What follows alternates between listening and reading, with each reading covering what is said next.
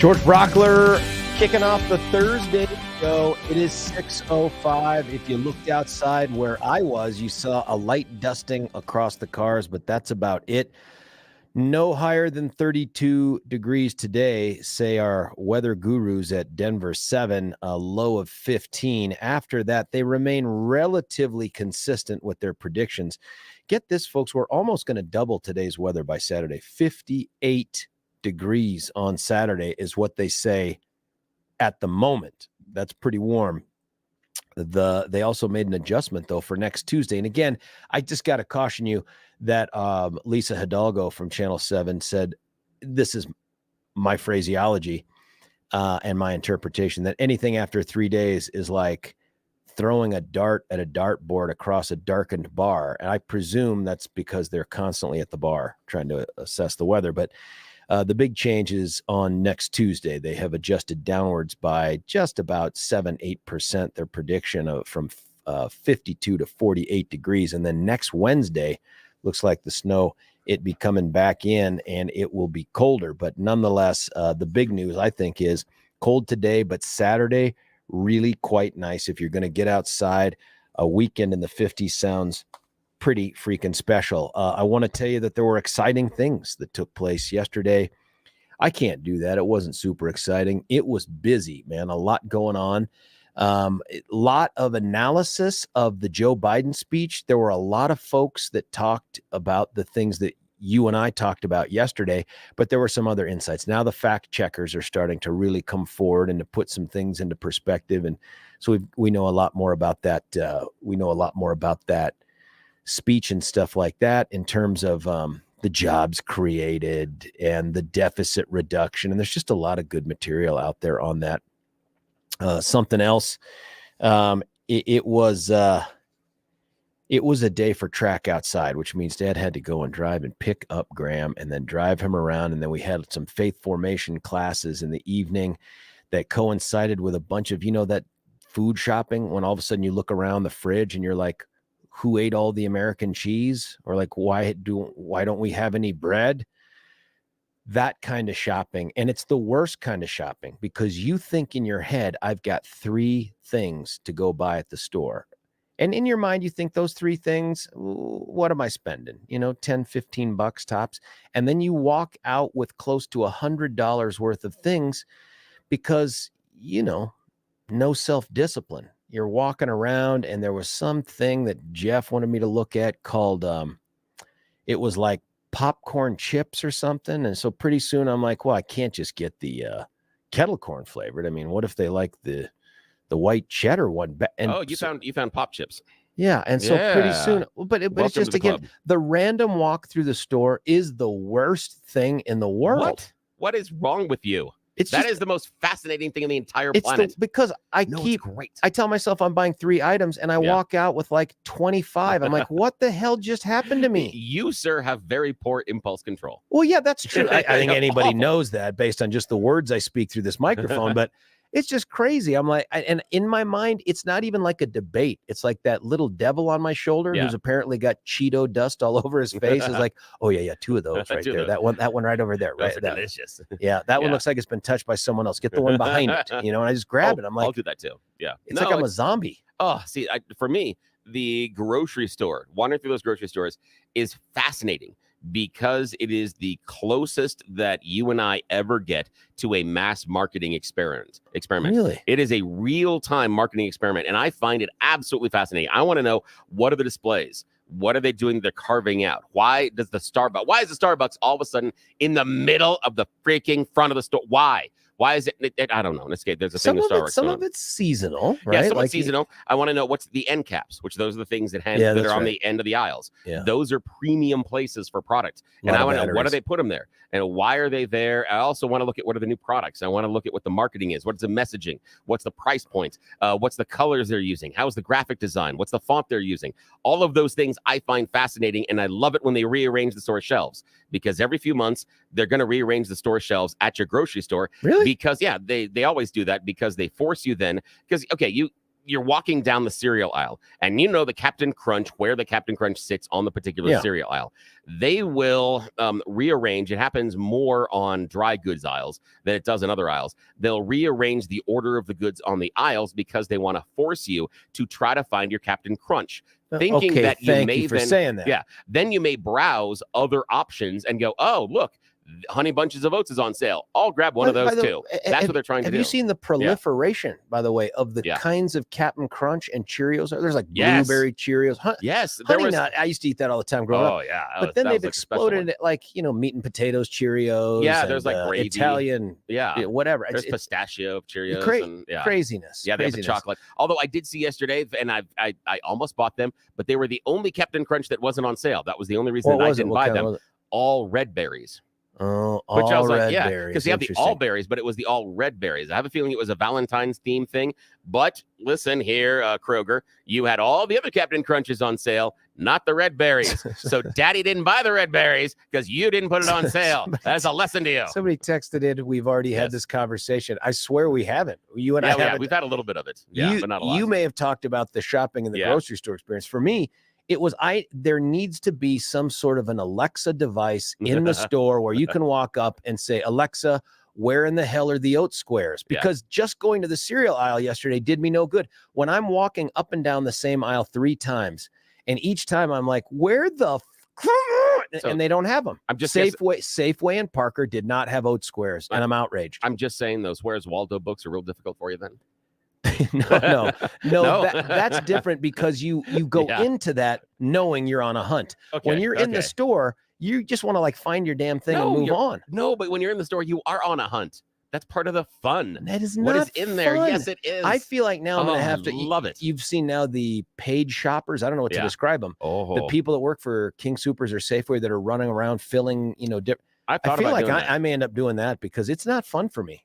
I thought about doing that, but and the thing is, I could never do the paid shoppers. Well, I could never let them pick out my meat or my produce. No. I'm in charge of that. Okay, I'm in charge of that. That's a little personal. Dry goods, picking out maybe. But even then, when they sit there and say, "Well, I've got the substitute," no, I'm going to choose a substitute. I want to be there on the ad, so I couldn't do that. But I have thought about being the personal shopper because I would be a very good personal shopper. You think so? Oh yeah, I would know how to get you have to make the decisions. You're not buying for someone else. Like I know, but if they just say, list, get me something for a sandwich, and then you come back, Woody. You give me a list, and I'll do a great job, and I'll do really, really well with that one. So, it was an embarrassing struggle, and I have listen. Here's another one. That's fantastic. At Sam's Club this weekend, and I find myself at Sam's Club way too often and two things happen. One, I buy way too many clothes from Sam's Club. I mean, I want to be bougie, right? Like I want to be able to buy something from JCPenney's, but no. It's Sam's Club. Like this sweatshirt is from Sam's Club. It was like $12. Oh, wow. That's fantastic. I mean, I'm walking by and I'm like, $12? How do you not buy $12 worth of sweatshirt? Even if it catches on fire the first time you're wearing it, you're probably still ahead. It's smoking. It's smoking. Yeah. The other thing that happens is these people have built that row when you walk in after you show the nice lady your little barcode or your thing and you've got your cart with the one bad wheel and you're walking down, they have that thing on your left and it's like an array of items that are meant to tempt your tummy with the taste of nuts and honey. And they get me every time. So in the last several trips there, going back months now, many trips, I have purchased the mini fridge. That you might keep in your bedroom. I got that for the kids. Why would I do that? Because I want to be a good dad, but then I find this myself saying, I wish I had one of those when I was a kid. That becomes the standard. If I would, and when they move out, it's yours. Yeah, that's great. If it survives that long. But the one the other day, and it's just outrageous. They have something called curious. What is it? Wrap chips. Wrap chips. You got to go check it out because they're MC Hammer. Yes, like there are chips and it's got like Snoop Dogg on the front. Oh yeah. And so I see this. I stood there and different flavors, and I'm like, I think I have to buy this. I don't know why I feel compelled to buy the Snoop Dogg chips, but I'm buying Snoop Dogg chips. Biggie Smalls would be disappointed in me if I did not try these chips. I look at the price and I'm like, well, just once. Yeah, just once. I mean, what's the worst that could happen? So now I have this giant box, and then I opened them up and I thought, hey, I'll set them out. Maybe the kids can take them to school because I thought, what better conversation starter in the cafeteria at Rock Canyon High School than for Trey to pull out a bag and someone goes, dude, is that Snoop? Yeah. No, it's Tupac. That's no, your guys. Yeah. Tupac, my version of Tupac Doritos. But then you open up the box and the bags are not the mini bags. They're not huge bags. Yeah. There's something in between. They're like the Biggie small size bags. You know what I mean? They're like big enough that you might not power through those at lunch. Yeah. I mean, too big to power through at lunch. Oh, yeah, easily. Because the kids will be looking at you going, do you have the diabetes? Yeah, or do you want this? Yeah, do you want the diabetes? So I open the box, I set it out. I'm hopeful that as the kids assemble the rest of their lunches this morning, that's great. Nobody hijacks the process and they take it. We'll see. I could end up with you know what?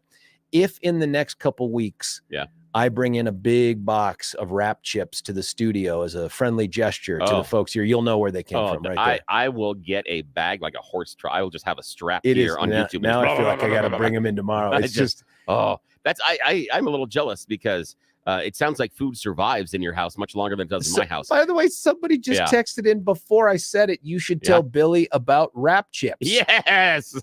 What in the world? Excited. You know who that? You know who sent that text in? Alexa? No. No, who? My 13-year-old. No, really? Graham is listening to this show while he gets ready. Graham, if you're listening, please don't make your brothers late to leave home. Please make your egg sandwich, which Billy, thank you. I had again. Oh, good. And please get in the car and Trey and Jeff make them happy. I'm gonna have to go find wrap chips. I'm not very curious. It was at Sam's Club, at least the one that we went. I figured they're all at Sam's Club. But then the other thing that happens is I'm wandering around Sam's Club. This is worse. This is like Safeway on steroids. Oh, yeah. And I look at things and the problem with Sam's is you don't even have to go through the checkout anymore. You can do it's awesome. You can do a little scan and pay as you go kind of thing. And I'm walking along and I'm like, well, of course I'll need those fryerable chicken bites. But absolutely. I'm like, but they have buffalo and honey. And I like buffalo, but the boys like, I better get both. You got to try both. You have to. And then here's a giant tub of chicken parts, like, rotisserie chicken. Yes. I'm like, I love rotisserie chicken, but I can't always get to it. Let me just grab this. Yeah. These are just parts. And I'm walking towards the little scan thing and I'm like, $300. Yes, exactly. What have I done? Yeah. And you're like, we always need batteries. I need this 7-pound box of batteries. Way too many clothes, items that I look at and I think, why would I think we could eat that many oranges? Like there are not enough mouths and interest to eat that many oranges, but I did it. And you think back, you're like, well, Christmas, we couldn't find the Scotch tape. So I've got to have this thing that's got 75 things of Scotch tape in it. Yeah. Then we're set for enough Christmas. Scotch tape to satisfy the needs of the Ukrainian army. Exactly. So, I mean, it was just a shopping thing. So as I'm walking around, I'm like, there's got to be a better method. And maybe if I were to do it from home, where I don't have the ability to see too many things, I can't just scroll through, you know what I mean? Yeah. No smells, no potential tastes. Maybe I could be more disciplined, but like you, I kind of a very tactile guy. I want to touch it, see it, that kind of thing. And speaking of that, you were talking about, checking out and stuff at Sam's Club. The Sam's Club's app is good. The other apps are awful. I mean, who are the masochists that are designing both the Safeway and the Kroger apps? You people are awful. Have you never experienced IT? I mean, this is honestly, it is like a 6th grader's project, how bad those apps are. Based on your description and my experience, it feels like the government may have built those apps because if any government app is just ridiculous. The websites, it feels like everybody got excited and did a ribbon cutting on 2007 technology. Do you know what I mean? Like, hey, we did it. Look at that. Yeah. I on my other job, over at Westwood One, we do the broadcast for the Armed Forces Radio. And y'all have some weird websites and some very strange apps. AFN Go. I advertise that a lot. I have advertised that one a lot. And there are a lot of things about here. You can access the entire National Geographic Library and you get this. And there are all sorts of things. And they really do like their acronyms. You are exactly right about that. And some of them they don't bother to explain. So I don't know if I'm saying them properly or not. There's some educational ones that I have no clue. Dudes and dudettes are getting promoted off that stuff. Oh, yeah. Like it's a bullet point on an officer evaluation report. Like, coined the something or other, like Scorpion, phrase, Maven, Raven, Claven. The one I had the other day was they're doing a survey about education in the armed forces when you're overseas and whether or not the services your kids are getting at school, are you happy with it or not? And they didn't, I think it's DUDEA was the acronym, but it's DODO, but it was a small O, and then it was DEA. And so I was like, this is Dudia? I'm like, what? I had no idea how to pronounce it. I skipped pronouncing it most of the times I had to do the reads, but I have no idea. I'm like, why is this an acronym? Why did you think this was acceptable? I do not understand it sometimes. I don't either, but it is something that is all over the military. Every time I'm reading an AFN thing, there's always some sort of acronym in there. Always. Yeah, they got to throw it in. But the technology for what is supposed to be the most technologically advanced military in the history of the planet, it is shockingly poor at things like, here's what we're good at. Yeah. We're good at making war, which is a nice thing to be good at if you're going to be a military.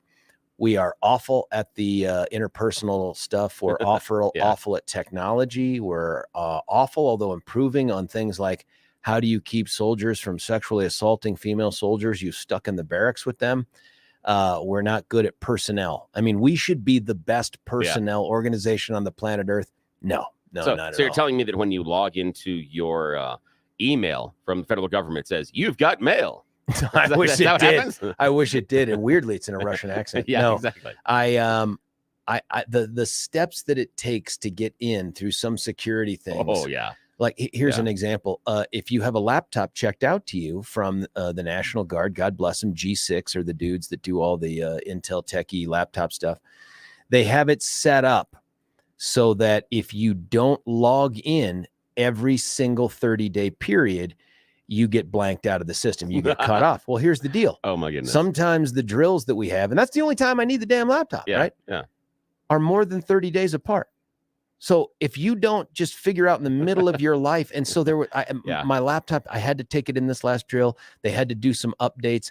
I'm like, can I just do the updates from over at the JAG head shed there over the air? And they're like, oh, no, sir, we need to have it plugged in. I'm like, well, how long do you think before I can come back and get it? They're like, how's March look for you? They were like, all day. I said, all day? What am I going from like Mac 2 to Mac 12? Like, what's going on? What is going on here? And how much porn are you taking off? And I come back at the end of the day and I'm like, how we doing? Yeah. And they're like, well, sir, we got a few more hours of upgrades. I'm like, what is going on with the updates? Yeah. How does it not? Yeah. How does it not do it? And I know said, go ahead. They said, listen, we have so many updates coming in. You're going to need to log on more frequently. And I'm like, how often? They're like, every week. I'm like, listen.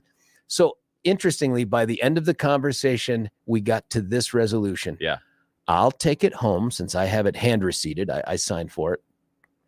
I'll come back next drill. You can finish updating it. And then I'm giving it back to you because I don't want it anymore. Yeah. You're going to have And they were like, oh, that's cool. Yeah, you know that. Oh, I know that every time for Westwood One, when we have to upload anything to AFN, it has to be in the system 72 hours in advance. 3 days is we have to. Anytime we're uploading stuff to AFN, it has to be in the system 72 hours in advance. So all the music logs, all the songs, everything else, it's a 3-day cycle before we can play them because it has to get through all the firewalls that it needs, to government in order to get there and then get to the satellites and everything else. So we can't make immediate changes, which is a real problem when someone, sometimes it may remain nameless here on this video call, that makes a mistake and puts the wrong song in a certain time. Really difficult to change that. It's really hard. That's tough. So, yeah, that's not good. That's because they don't want it to be hijacked by Hanoi Jane or something or someone. They're like, KGI, hey, give up. Yeah, give up. Me love you long time. Yeah, your country don't love you. That kind of thing. I mean, which took place in Vietnam all the time. Yeah. Someone texted in, buddy, what's the best, Costco or Sam's? P.S. My whole wardrobe comes from Costco. Oh, nice. By the way, I don't think that's a bad thing. I mean, there may be a time when I'm a teenager that I'm super bougie and like it's got to be the Levi's 501 button ups, But now, I don't know. I walk down those aisles and I'm like, how do you say no to a $12 this or a $10 shirt? I am a personal. I favor Costco over Sam's Club personally. Why?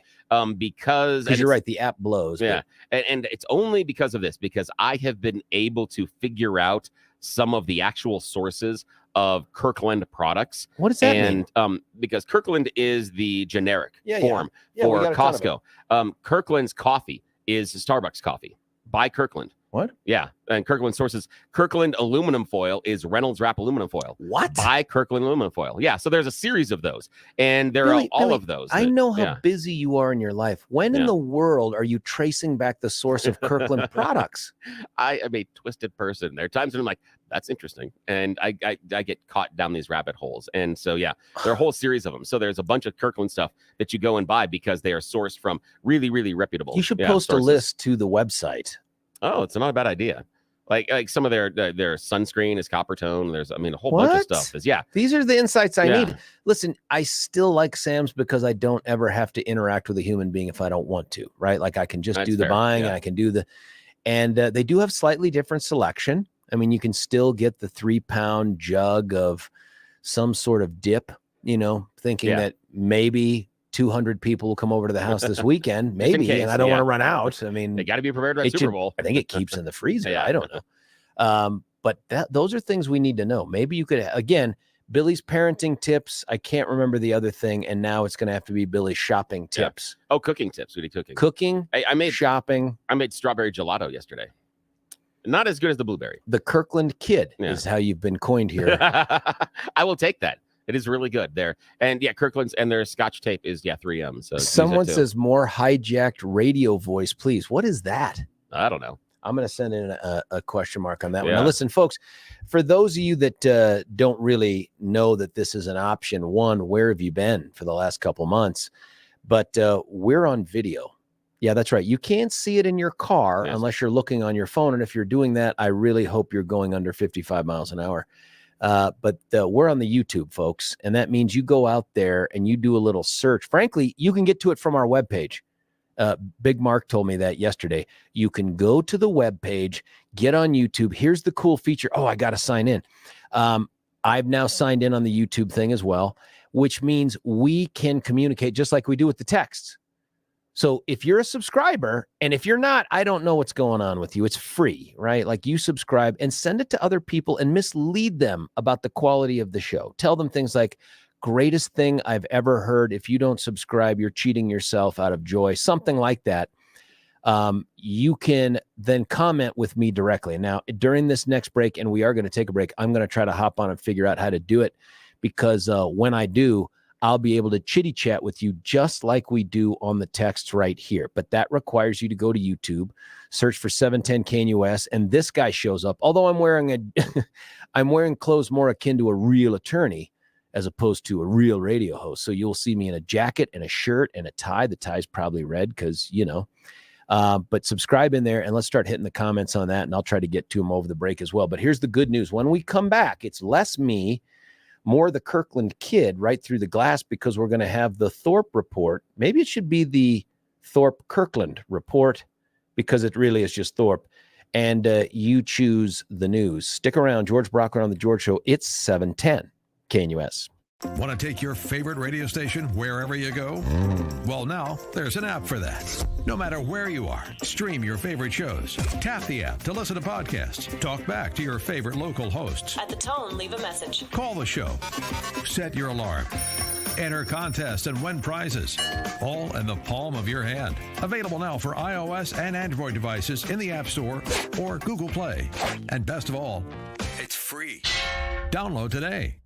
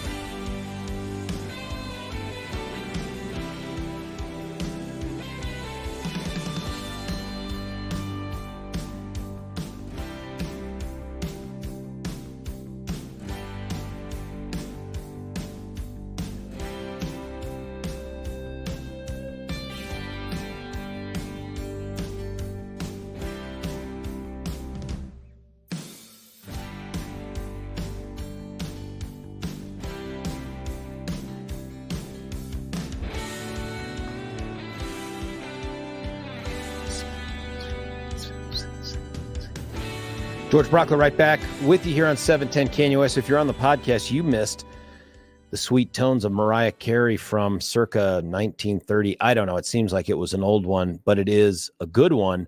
The good news for you folks that have stuck around, and by the way, I'm up on YouTube right now. There have been sub comments. Very, very nice here. The problem is I can now see me on the video. We got to end that because, good God, what happened to my hair? Is it so great? I'm looking in here. This is nuts. I don't like the way it looks, folks, but you can definitely text in, and I can text in as well and get back to you. This is the most important part of the show. It's the only part that the FCC actually pays attention to, honestly, is what's coming up. So stick around, folks, because you're going to get smarter. We're going to learn you up on some of the important news of the day. It's going to sound a lot like something legitimate, but the part that doesn't sound legitimate, and yet it's the most legitimate, is you choose the news coming up. And for that, we have to turn over control to Billy. Hey, good morning, sir. And yes, this is the probationary eligible portion of the show.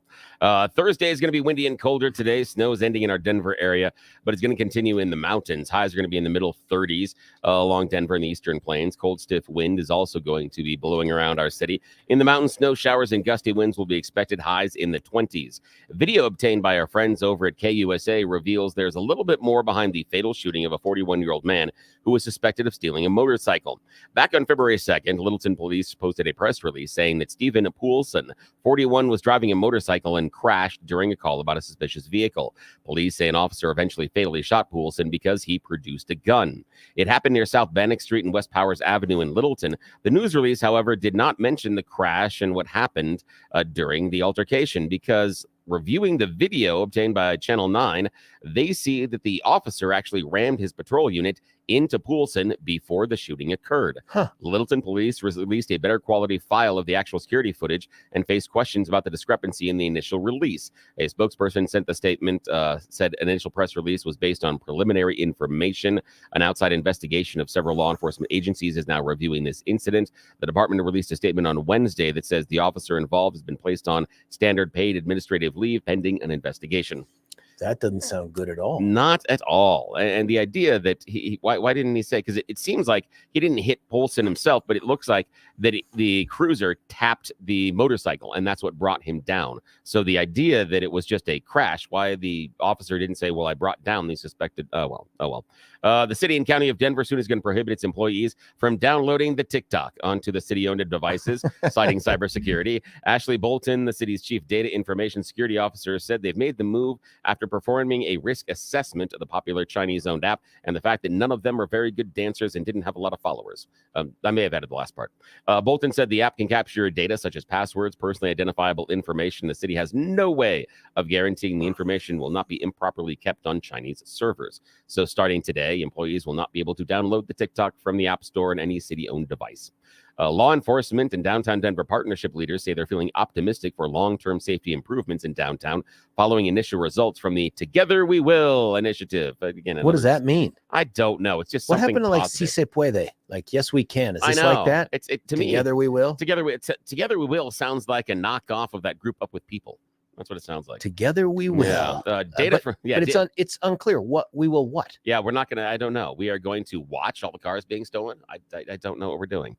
Data from the Denver Police Department shows large spikes in crime reports in key categories, which officials say, aha, this is a positive. Why? Because it shows us increased vigilance from residents and enforcement from law officials. Yes. So what they're saying is because we're reporting more crime, that's a good thing because we're reporting it. Not the fact the crime's going down or up. They're ignoring that one. They're just, wow, isn't it great that we're hearing more reports about crime? No, it's not. No, that is not a positive. But again, this is your government in action. Cherry Creek Schools has approved a salary increase that is going to bring starting pay for new teachers to $57,000 beginning next school year. Wow. Current teachers are going to see a pay increase as well as along with additional compensation for teachers and certified staff who further their education. The district did not specify how much of an increase the current teachers will see. But again, this is market forces. For all of you that didn't, increase your taxes in order to pay the teachers more, this is what's going to happen. Cherry Creek School District does have the cash, and they will pay their teachers more. So that's going to happen. On Monday, 2 gun control bills were debated in the Colorado legislative committees. One would expand immunity from criminal prosecution and civil liability for gun owners. who use physical force in their business to protect themselves against unlawful intruders. The second would create a civil penalty for the enforcement or attempted enforcement of federal laws that infringe on the right to bear arms.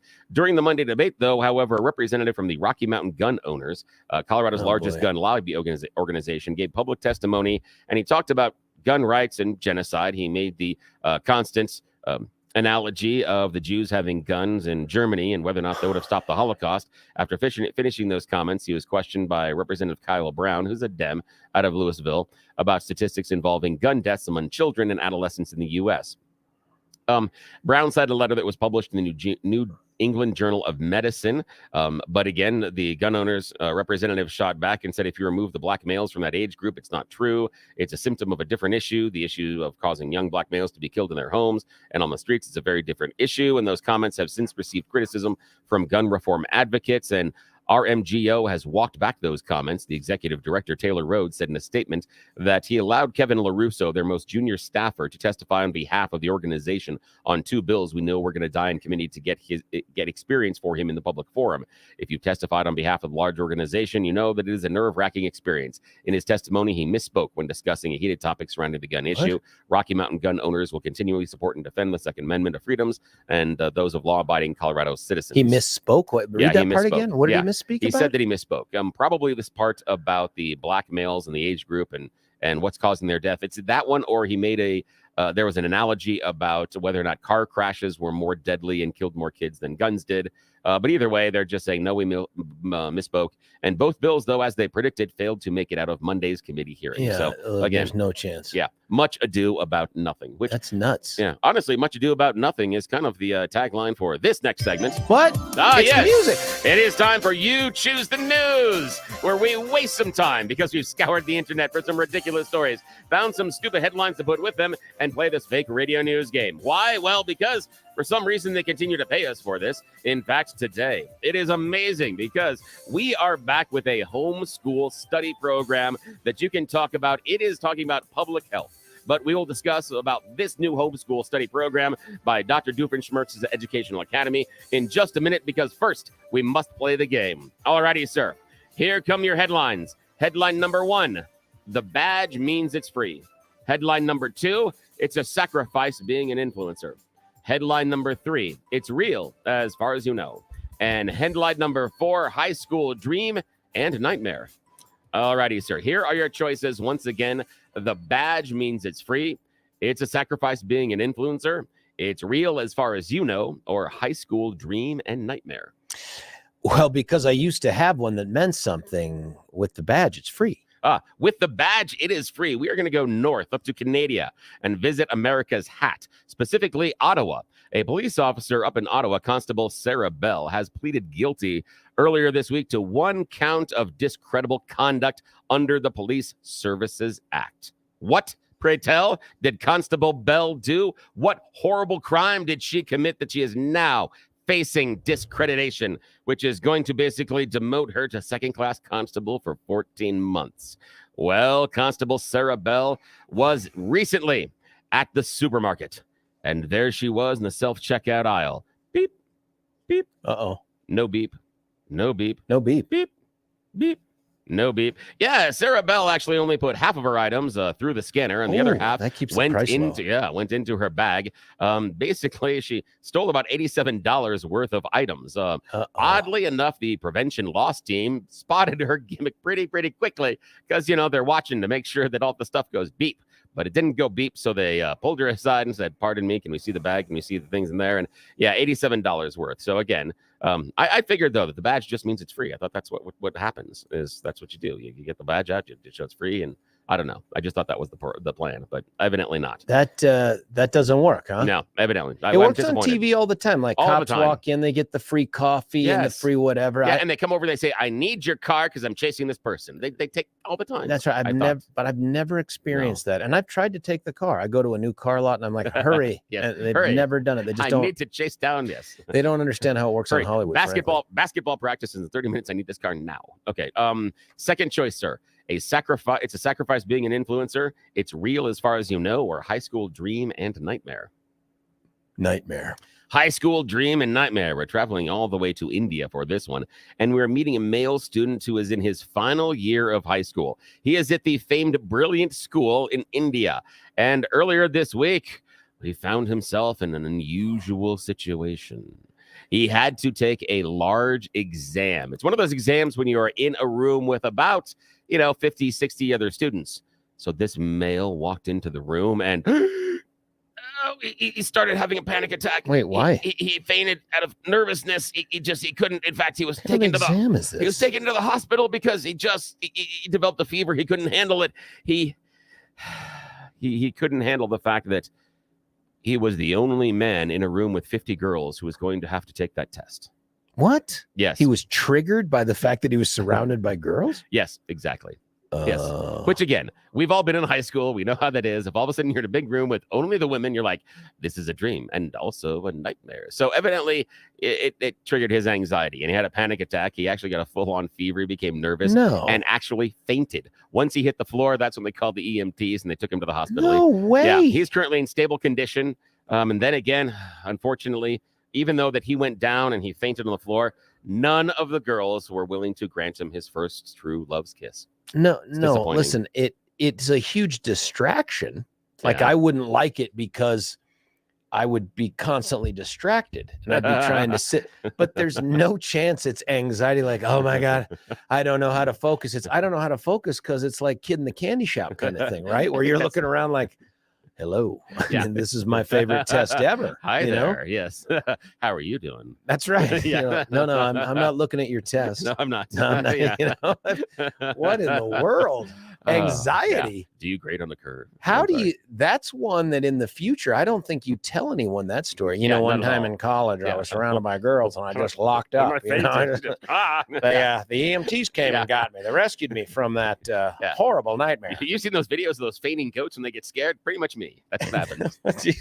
What in the world? If this is just your vehicle to tell a story from your past, you have to let us know right now. No, but there have been some nervous times. Yes, that not always good ones. Unbelievable. Alrighty, and final choice this morning, sir. It's a sacrifice being an influencer, or it's real as far as you know.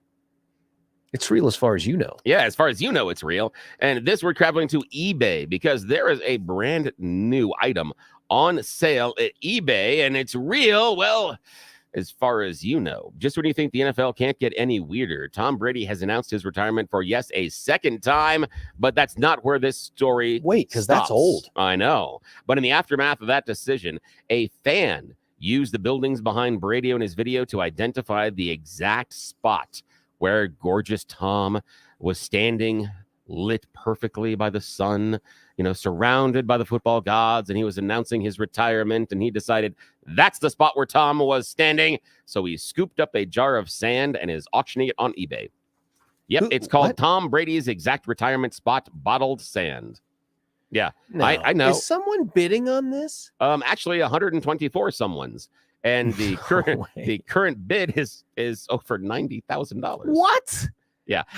Does he have a video of him using that exact sand and certification? What he's got is he's got a video and he's like, here I am, and he's scooping it up and here it's in the jar. But after he stops the video, you don't know. He could take the Tom Brady sand home and then just fill some other jobs randomly. Of them. Yeah, he could have 10 jars. Yeah, that's exactly. Genius. I know. It's very, very smart. It's like those people that internationally like bottle their burps or their farts in jars and sell them to Billy, that's not real. Yes, it is. One, there's first off, based real. On something a very close friend may have told me, it's very difficult to bottle them. It's very challenging. You don't just. I do not think that you are up on all of the fart bottling technology that is now available on the consumer market. Graham is listening to this hour. He is going to leave the show to simply go to YouTube, not to watch us on the video that's running right now, but to go there and look up how to bottle a fart. Yes, how to bottle a Billy, fart. you've just broken one of my sweet children. Graham, if you're listening, do not do it. You are welcome. Do it. And don't mention it to your brothers because they'll do it too. And it sounds like my job is done here. Yes, we have achieved the goal of You Choose the News. We have corrupted the youngsters. Yes, as always, George is our perennial winner, and I am just a giant loser. But today, we have a homeschooling session from Dr. Doofenshmirtz. We all went through that pandemic, but were there any positives? Yes, with this home study program, you too can dive deep into diseases with the new program, Disease the positive side of population control. Is it really all so bad that all those people died? Think of the real estate values and the parking spaces. And it's plus a boon for goodwill. All the fun stuff you can now find and buy for a discount. So are diseases really that bad? The key to population control. 20% off today if you mention the show. Alrighty, back to you, sir. Billy, thank you, and sort of screw you for the bottled fart thing, because I know that will be now a topic of conversation this evening as I drive between track and baseball. He'll be like, Dad, I was listening. And I'll be like, Billy. We're getting some texts coming in here. Some folks, here's one, just checked out your YouTube. All I'm seeing is two dudes sitting around in boxers and wife beaters drinking beer. For Christ's sake, put your pants on. My response, you found it. You found it. Yeah.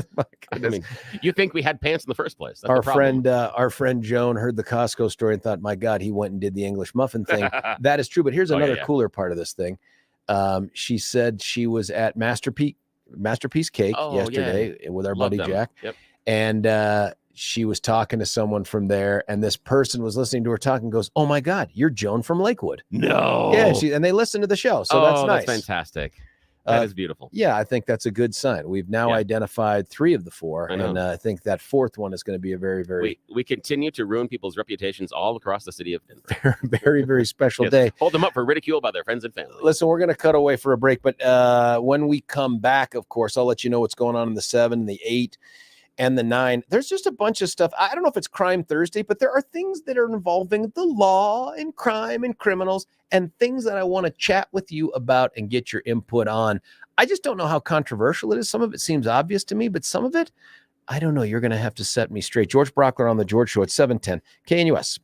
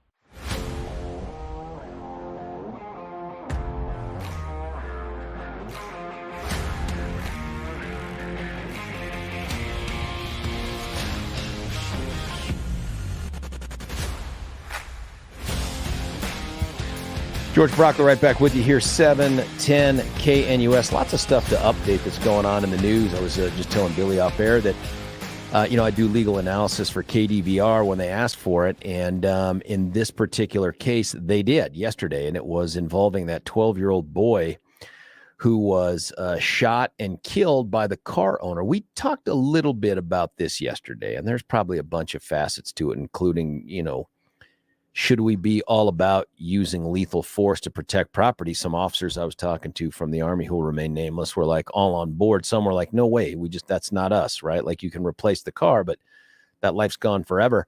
I think we've become a little harder and more callous in that area. But the question I got from Rob Lowe at KDVR was, what about the liability for the kids, right? Like, could those other kids in the car be on the hook for causing the death of the 12-year-old because they shot at the other guy first and all that other stuff? I can tell you my answer when we come back. And there's some other incredible bills going through the legislature, not just here, but across the country. Wait for it, folks. There is some crazy, simple ideas that are getting blown up. We want to get your input on them. You stick around. It's George Brockler on The George Show, 710 KNUS.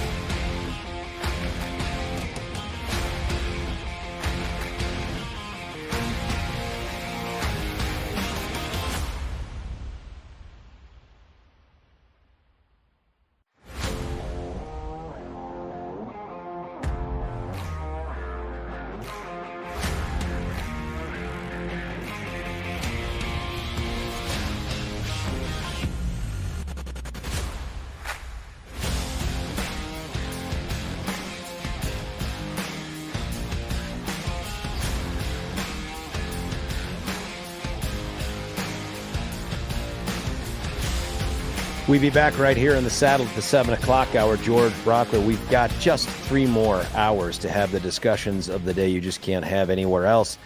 As always, you can hit us with the text. Some folks here have been really good at that this morning. I try to get through them during the breaks or even during the show. Here's one. It could be worse. Graham could try to bottle his fart and put it up for auction on eBay. Thank you. That's a reference to Billy's horrible, horrible story that really fed off of another story about sand in a bottle, and somehow we got there. I don't know how we ended up doing that.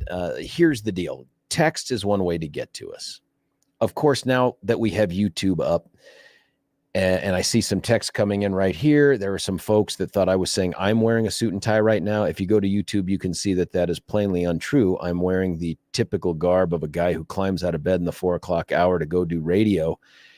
If you were wondering what that hygiene is like, please don't put yourself through it. I'll just... Spoiler alert here, there is none. There's very, very little. Some days I do come in, and that's usually a day I'm not wearing a hat, like if I have court after or something.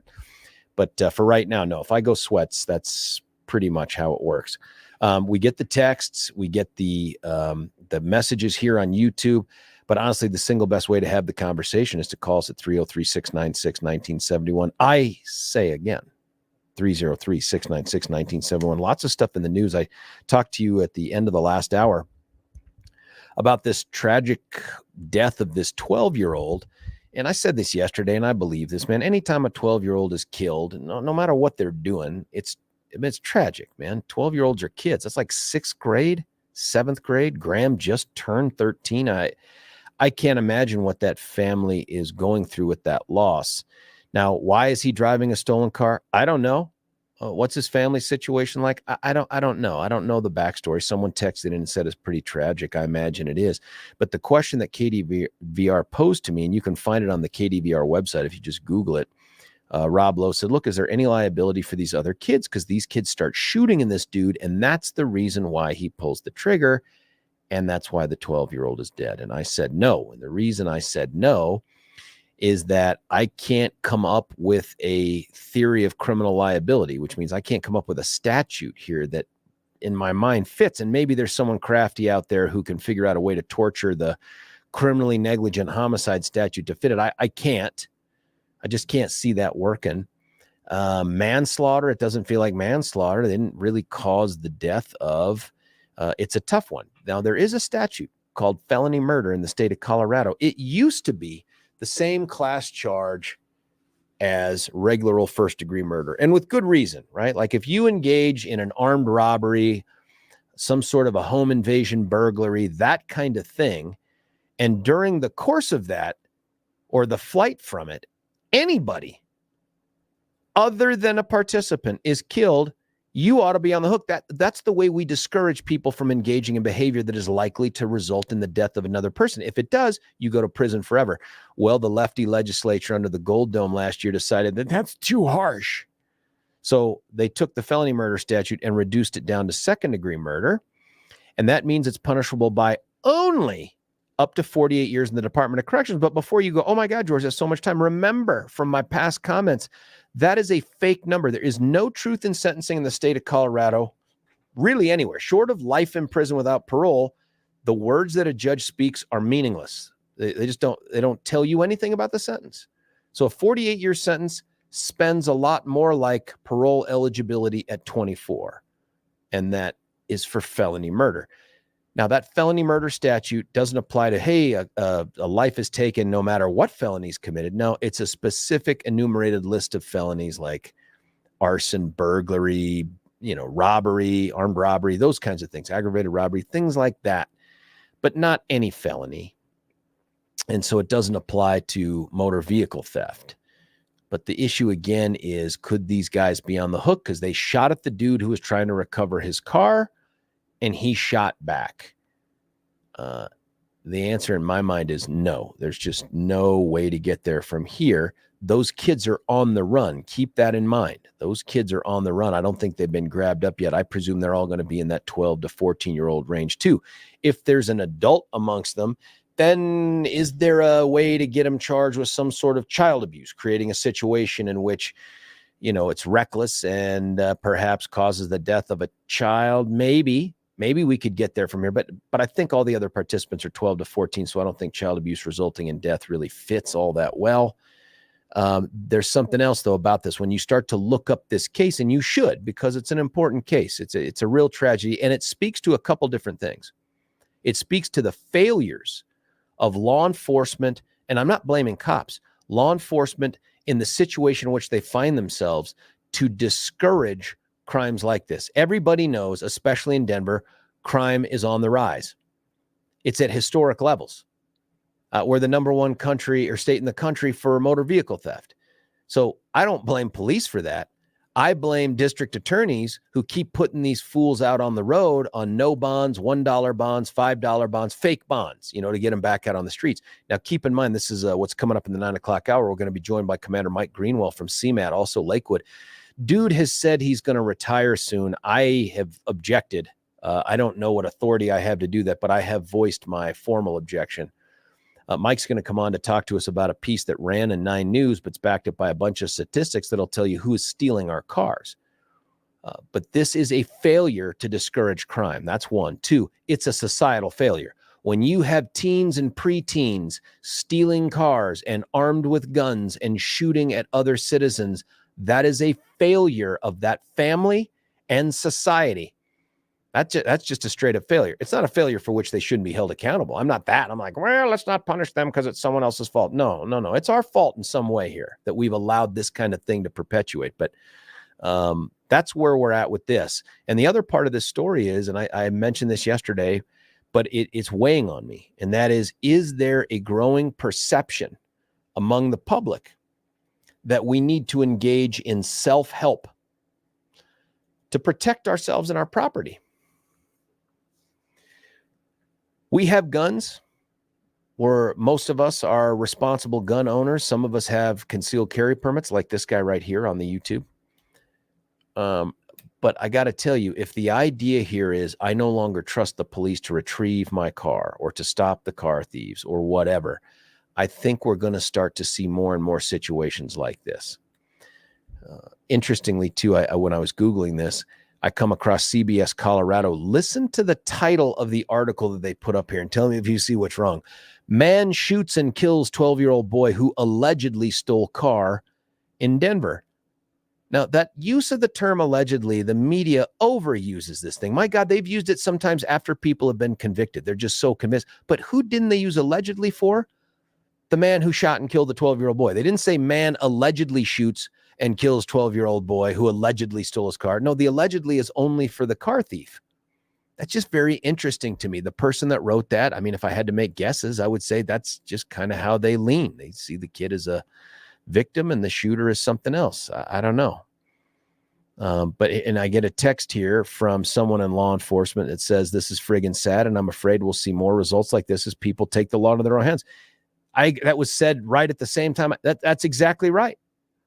That is exactly my concern. We have disempowered, disenfranchised in some ways law enforcement from being able to have a say in how they do their jobs because we've created all this personal liability.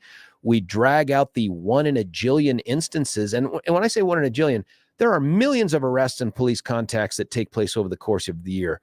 Almost every single one of them result in no injury, no death, no pulling of the trigger.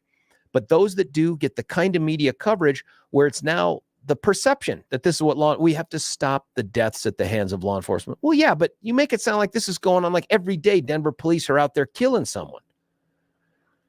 So in that environment, you get less, it makes it harder to recruit. You get less quality recruits. And I'm not slamming those that have chosen to do it, but that's just true, right? You get less people in there. You make it harder to retain the people whose experience would make a difference in training that next generation of police. That's tough too. And when you have less resources, lower morale, you get an environment where things happen where people start to decide, maybe I'm better at this than they are. Maybe I care about me, my family, and my stuff more than they do. So I agree. I think we're going to see more stuff like this. And it's not always going to be as clear cut as, hey, they pulled the trigger first, I pulled the trigger second, and I win. This is going to come down to people getting prosecuted. There will be cases like this that will smell a lot like vigilantism. And I'm not saying that this is, where it'll be revenge-based. I'm going to get you because I don't trust the system to do it. When that happens, you should know Every DA worth their salt should investigate the hell out of the case and then vigorously prosecute anybody who is engaged in revenge-based justice. That is not the way the system works. That cannot be the way this system works. But for those folks that wonder how we got here, take a look at the legislature under the gold dome. That's the reason we're here. And the district attorneys, the woke district attorneys who want to keep putting people out on the street. Now, listen, this isn't the only case out there where there's some law stuff. There's also some text coming in. Mother died. This is about the 12-year-old. Mother died from fentanyl in a gang, and gang threatened his family if they tried to interfere with the gang. Pictures on Facebook of him holding a gun. He may be 12, but he looks 9. Horrible, horrible. But we're living in a place and a time where the government doesn't want to end that. They don't want to end I don't know if it's single mom or these broken homes where fentanyl is everywhere. Fentanyl plays a role in this, the gang affiliation stuff. I mean, everything we're doing is to discourage society from trying to right this ship. That's the Colorado that you're in right now.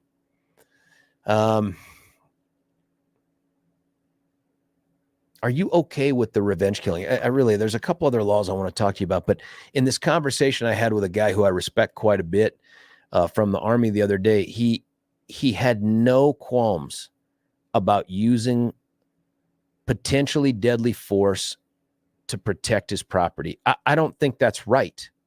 I don't agree. But where are you here? Would you do it? 303-696-1971. Would you go track down your car? I mean, I'd be a little freaked out about, my God, these are dudes who are so wanton, they're willing to break into my car and steal it right off the road. Do I want to find them? Or if I find them, am I just going to be a reporter, basically, and call the police and go, I'm watching these clowns right now. Pretty please go get these guys. And I just wonder what you'd hear from Denver. Hey, we're dealing with some, I'm sorry, worse stuff. What do you do? Would you use lethal force to protect your property? Not the home stuff. Even, you know what? How about this? You know your home is empty. Your alarm.com, whatever, your whoever does your home security sends you an alert. Someone's broken into the house. You go to the house. You know there's nobody in there. I want to be clear about this. You know nobody's in there. Do you wait for them outside and take them down as they come out? Do you go inside and hunt them?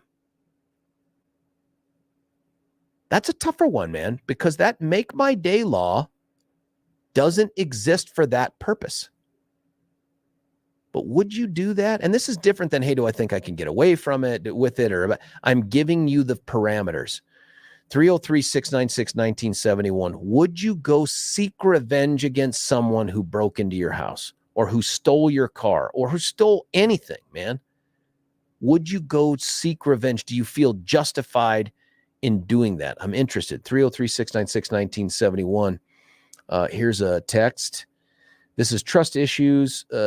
Please pass this bill, something to protect children from getting the COVID-19 without parental success.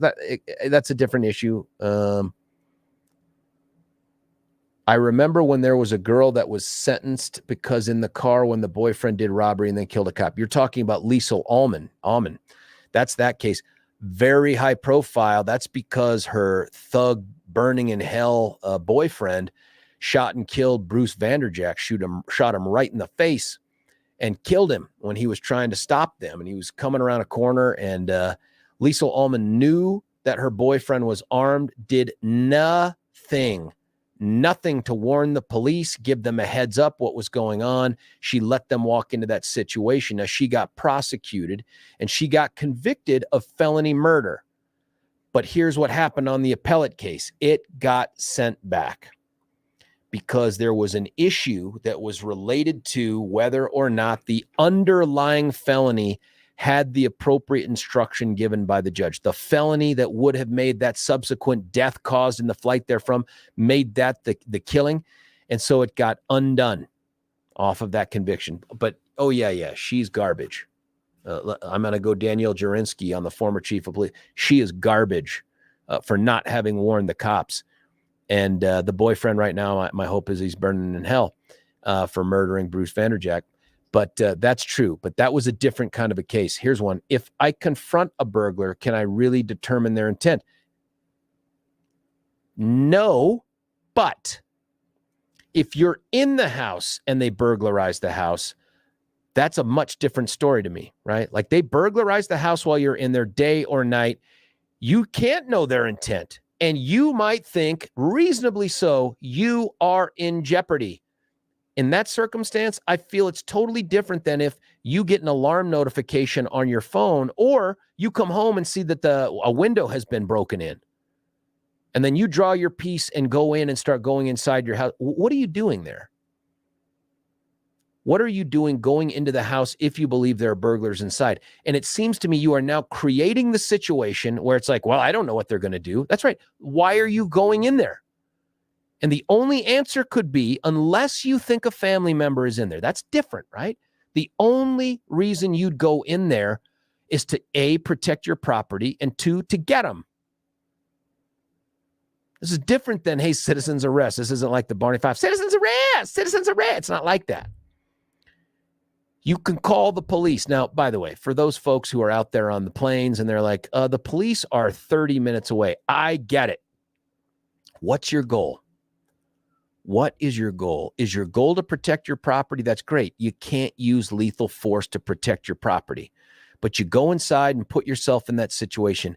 Tell the truth. Aren't you really, really, really, at the end of the day, thinking about, I'm going to get these suckers. I'm going to make them pay. They're going to get theirs for breaking into my car or breaking into my house. Aren't you really doing that? And isn't that just straight up revenge? If it's revenge, if it's vengeance in that way, the law makes it pretty clear. You don't have the right to do it. 303-696-1971. Brian from Arvada's on the line. Brian, I promise I'll get to you, but here's the deal. We're about a minute or so away from a break. It's going to be a good conversation. I don't want to cheat you out of the call. So stick around. And there's another line open at 303-696-1971. Texts coming in as well. I'll be reading those too. But I want to tell you about something else. This has nothing to do with revenge at all. This has everything to do with doing good things for yourself. And that is to stop the invaders in your mouth from messing up your mouth. That's right. Whatever things lead to you having poor personal hygiene, and maybe it's you just haven't been in the habit, or hey, you haven't been to the dentist in a long time, stop what you're doing right now and make a note, either on your phone, tell Alexa to remind you at a certain time, do it through Siri, don't care. Call Twin Aspen Dental Center. Protect yourself. This isn't about your property now. This is about protecting your health. Doctors Richter and Snyder and their whole staff down there are about the nicest, most skilled people possible to take on something as sensitive as getting inside your mouth and trying to clean your teeth and determine if anything needs to be done to make them healthier and safer and better. These folks are easy to get to. They're right down Parker Road at about Strode, just by Lehman Academy. Brand new sweet facility. I can tell you how comfy the little chairs are because I've fallen asleep in them twice. I'm hoping to take another nap sometime this month or next when my dental appointment comes up because they be my dentists. Also, they have a great reduced free dental membership plan that allows you and your family awesome stuff like 2 routine cleanings, 2 routine exams, all necessary x-rays, 1 emergency exam that you hope you never need, fluoride applications for the kids under 18, 25% off all other dental services, and it's a reduced fee dental membership plan. That's what they do. Don't have insurance? That's okay. Don't let that stop you. They will work with you to get it done. Give them a call today. Book that appointment. And honestly, if it's not a great experience, I really do want to hear about it. I will be shocked. Everybody I go to down there, when I see them, like in the waiting room and whatnot, they're all like, oh, yeah, I've been with these guys for 10 years or 5 years or whatever, however many years, over and over again. I want to follow these guys around. I hope they never move because I hate to have to drive farther than I do now. It's just such a convenient location. Check them out. 303-841-7466, 303-841-7466. Let them be your dentist. They are mine. When we come back, Brian, other callers at 303-696-1971, and they're starting up right now, and the text as well. It's George Brockler on The George Show. You're listening to 710 KNUS. Want to take your favorite radio station wherever you go? Well, now there's an app for that. No matter where you are, stream your favorite shows. Tap the app to listen to podcasts. Talk back to your favorite local hosts. At the tone, leave a message. Call the show. Set your alarm. Enter contests and win prizes, all in the palm of your hand. Available now for iOS and Android devices in the App Store or Google Play. And best of all, it's free. Download today.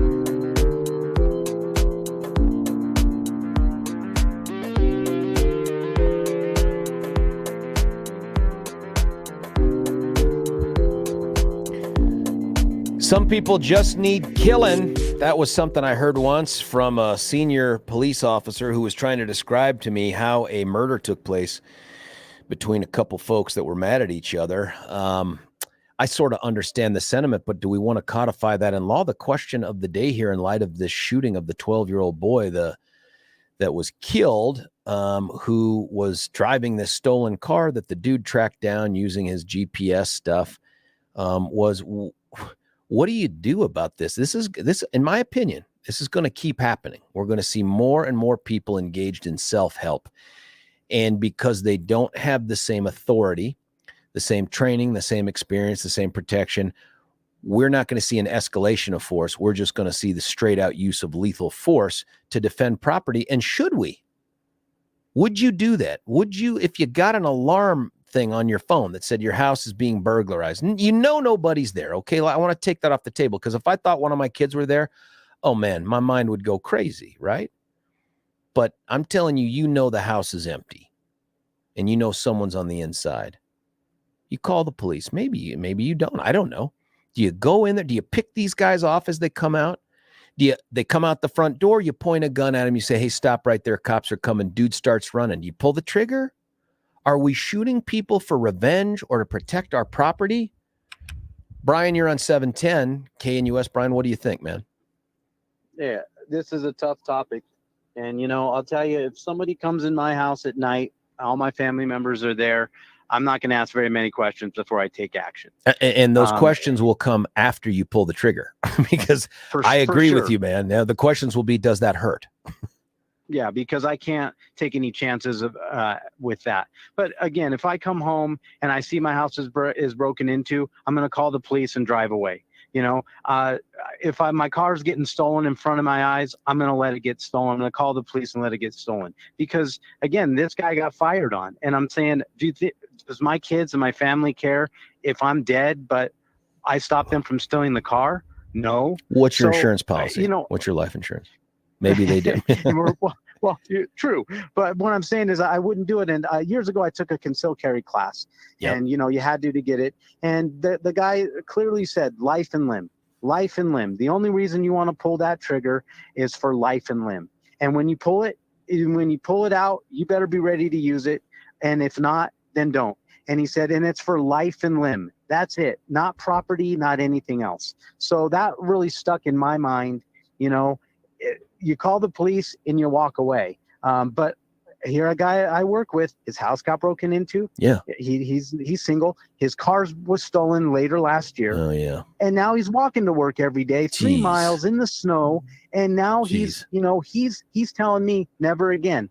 He's saying, look what happened to me. He had minimal insurance, so it didn't cover a lot of it. So he's out of a car for a long time. He's one of those people that will probably take action over property, because the police didn't find the people. They found the car. It was totally trashed, had no investigation. They were like, well, there's your car. Where's the investigation? What investigation? There's your car. Yeah, listen, how much of this, Brian, do you think is in part a product of not just his personal experience with the loss and being able to recover from that, but this growing frustration with the idea that the system is not going to hold these people accountable? How much of this grows out of that? Like, man, if I thought that the dude that stole my car was going to get found and sent to prison, great. But if they're not going to catch this guy, and if they do, they're going to put him right back out on the street, he's not going to prison. How much do you think is part of that? I think a lot of it is now. And that is the responsibility of the left. It's the left's policies that got us to this point. Phil Weiser, everybody that voted for Phil Weiser, I'm like, look what you're causing right now. His policies are indirectly causing stuff like this. That's number one. Their policies are causing stuff like this. And then their attack on the family. Years ago, their attack on the family. This is what it leads to. We don't need a strong family. The government will raise your kids. Well, how's that working out? We got 12-year-olds in broken homes, stealing cars, shooting people, and dying. So the left has a large responsibility for tearing down the home, and indoctrinating the schools, and then this policy, Phil Weiser's policies, there's where the finger needs to be pointed to some of this. But no, they're always going to blame the guy who pulled the trigger. And we've got to push back like you are on Phil Weiser's policies. bringing people to the brink of feeling like they have to do this. That's where I'm at with it. I'm not going to do something like that. Like I said, I took a class. I'm educated. Property, no. But what again, what would you do, Brian, if you ended up making it onto a jury and you get a case laid out to you in front of you that's like the one that we've described? And maybe it's because of the dude, and it's not your friend or your coworker, but let's say it's somebody like that, similar kind of story, right? And the guy gets to his house. Maybe he's a single dude, gets to the house, sees that it's broken into, calls the cops, but decides, man, I'm going to engage in a little bit of protection here. Takes out his gun. He's carrying lawfully. I'm not giving you any of the low hanging fruit and all that. And he goes inside to confront these guys and then ends up dropping them. What do you do with that? Yeah, it's a tough one. But again, I would have to lean on the training that I got, because it always stuck in my mind. Property, it's only for life and limb. We're not the police. And so you can't take the law into your own hands. Even though I personally, emotionally, I'm like, these people need to get what they deserve. Again, that's not my call. That's not my call. Those are the police to make those judgments. And so again, I probably wouldn't rule in favor of this person. I just knowing if he went in and confronted somebody when he could have just backed away and called the police, knowingly went in to try to be the police and try to put justice on someone, I just don't think, that's really dicey. Last thing, Brian, before I cut you loose and we'll get to Joan and the other callers. There's this bill that's being offered right now in the legislature. We talked a little bit about it on the show, that would kind of put the make my day law thing into businesses, where you would have this expanded protection from criminal liability for using lethal force against someone who breaks into the business and does it. How does that strike you? Well, even again, in my training, they said that if you walk into a place and it gets held up, like you're in a convenience store and it gets held up, you can't do anything unless you feel like that person is going to shoot someone. You just let them steal stuff. So again, I think a shop owner, if somebody comes in and they're stealing stuff, fine, you have to let them do it. But if they're threatening to kill you, different. Very different. You don't need a law for that. That's already there. Self-defense, in defense of others, by the way. That's already on the books. But I don't know about pulling the trigger over theft. But again, if somebody's armed and you don't know if they're just going to go crazy and they rob you, but they don't want any witnesses. Different. Then, now what? Then how do you know? So again, I'm kind of in favor of that. But man, we're walking down a path because of these policies the left have given us. We're now having to decide, man, do I engage? Do I not? Do I kill someone? Do I try? Do I get killed? Because the left is not doing their job. These DAs aren't doing their job. Phil Weiser, and people voted for him. So when I confront people that voted for this guy, I'm like, look what's going on. You voted for this guy. So you got to hold voters accountable too. You really do. In a nice way, not confrontational, but I'm like, look at the policies you voted for. So don't talk to me about Donald Trump and all this other stuff. You voted for someone who's indirectly leading to these deaths and our society breaking down. So that's more. Yeah, what's going on in our streets here in Donald Trump? What's going on in our streets in Denver has absolutely nothing to do with Donald Trump at all. I mean, there's no connection, but there is a direct connection between Weiser and Polis and the rest of them. That's for sure. But when they throw that on us, George, and sometimes you do too, we have to throw it back. Me voting for Donald Trump is not the worst thing in the world. You voting for lefties is the worst thing in the world. And I've got direct proof of that. And by you, you're not talking to me because I voted for Trump twice. I know, but I want to push back on when people say, the left will always say, you voted for Trump, you're crazy, you're crazy. Well, look who you voted for. Oh, and look I where agree, the state buddy. is right now. I agree. So we got to push back on that. The problem is it just feels like there's so many more of them that show up than we do to vote. And it just feels like they get it and they don't care. Right? Like the crime is undeniably huge and they're just like, whatever. Brian, thank you for the call, man. I want to get to Joan and some other folks. Brian's line is open. Great way to get us kicked off. 303-696-1971. Would you use lethal force to defend your property? And man, what if you're a juror? Where do you go with that? Joan, you're on 710. What are your thoughts? Well, last fall I was at a luncheon and my alarm system called and said your house is being broken into. Mm-hmm. And it was very weird because we were actually discussing crime levels and stuff. Oh, unbelievable. And I just made a statement about crime levels. Who was having that conversation with you? The South Jeffco conservative men's group. Oh, okay, yeah. Flat Earth Society. I mean that in the most affectionate way. No. This is Larry Allen's people. Oh. They're down south. Got it. No. The old Jeffco Men's Club from when I used to go, I don't know, 30 years ago. Right. Different. Yeah, very different. Not very different, but Yeah. There are different breeds of Republicans. So you get this notification, your house is being burglarized. Right. So I tell the burglar people that I'm on my way home. Okay. Because my husband's at work. Uh-oh. And I'm like, oh man. And they said, we've notified the cops. And I'm like, oh, good. And then on the way there, I'm sitting here going, this is very weird that somebody has broken into my house and is in the living room. How did they get in the living room without breaking down a door, right? Yeah. So I start thinking, oh, I have this new dog. Uh-oh. And the new dog is pretty wily. Very smart dog. Very, very smart dog. He's doing his thing right now. I think, oh. So I get there, and I want to say the cop was the best thing that I've ever had because he didn't even go near the house. What agency? This was the Jeffco Sheriff's Department. Great group, yeah. Great group. Uh-huh. And he was like 3 houses down, right? And so I pulled up behind him and we discussed what could possibly be going on.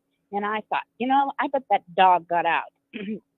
So anyway, he was like, well, do you think I should go up and go around the house? And he's asking you? Windows? Yep. And you said throw a grenade. No, I'm kidding. What did you say? What did you do, Joe?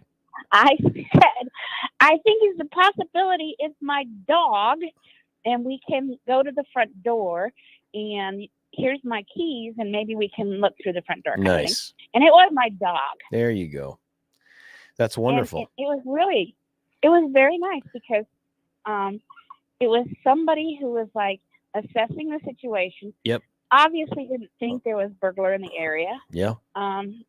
But let me be part of the decision, and well, that worked. That one worked out well, and it's good that you knew that it was a dog. But Joan, let me put you on the jury here, and you have a jury of 12, and it's your peers, and you hear a case laid out by the district attorney about somebody who engaged in a little bit of self-help. They brought the gun to the house that was being burglarized when nobody else was in there or at risk. And in the process of that, they confront the burglars and boom, boom, boom, someone goes down. Tell me how, as a juror, you think you might assess that and weigh that. Well, personally, I think property in that situation is not justified. I think it's very different if you're inside the house. Agreed. And you have family there and stuff. And I was listening to the previous call, and I was talking about how my family has clue words that you say to make sure. Billy calls them safe words. Yep, that's what they are, safe words. And we use those. Pineapple. Anyway, yeah, we do use those. But no, I honestly think the fun part, George, is I never get on juries. They start asking me questions, and they say, so take a look at this gentleman over here. Is there anything about him that would make you feel, uncomfortable or something? And what they're trying to get me to say is that the man is brown, and, that I have some feelings against people with certain colors. It's a crazy question to ask. Okay. Go on. What'd you say? So I said, no, I don't see anything about this gentleman that would cause me any kind of uncomfortability, but discomfort. But your aura is a little dark. Oh, hello. Hopefully that's not a person of color that you're talking about. This is just the attorney. No, it was the lawyer. Oh, probably the And defense lawyer. Said, you're right. Yeah. There's a good reason you're not making these juries. And then he just went, oh my goodness, an aura. You can see auras, and it's like, well, I can see when people are full of it. And you say, only with this crystal, and you pull out a giant crystal, and then they're like, thank you for coming. It's been so super sweet of you, Joan from Lakewood. Joan, thanks for the call, and I'm so happy that it was the dog that was burglarizing your home and not a person. 303-696-1971. Joan's line is open. Listen, the question of the hour for me, at least on this topic, is tell me the truth. In your heart of hearts, would you use lethal force to defend property? And I'm telling you, this conversation I had with a guy who I respect a ton, he's a field grade officer. He had said, listen, man, if Memphis were to start to go south, right, and there were just these roving groups of breaking in and looting and stuff like that, I have no problems with the property owners being on the roof of the building across from the front of theirs, and everybody that tries to throw something through the window or get in, you just shoot them and take them down. And I was like, I get it from almost like a revenge thing. Like, how dare you try to get this stuff, or I'm going to prevent you from. But I'm like, is that who we are? Am I wrong here? And then the follow-on question is, how did we get here? And I really believe that part of how we got here is a function of the ongoing and worsening perceptions of failure by the criminal justice system to do something that, one, protects us, but two, actually accomplishes justice. When more and more people see cars stolen with impunity by the bad guys, like they either aren't caught because cops just don't have the resources to do it because we have 41,000 stolen cars in a year, or once they get caught, you got DAs up in Denver cutting them loose onto the street like, well, I mean, that's not violent or anything, so we'll just trust them on their word to come back to court, and then they go steal more cars. When you see things like that and people leaving the court system after having been convicted and not getting prison, there's this growing belief, I think, amongst people that, one, like, we're less safe and the system's doing nothing about it. That means I got to do something about it. And when it comes to home protection, I completely agree. And I love law enforcement, as you know, man. I'm a big true blue guy. Hold the bad ones accountable, but man, I respect the hell out of these people.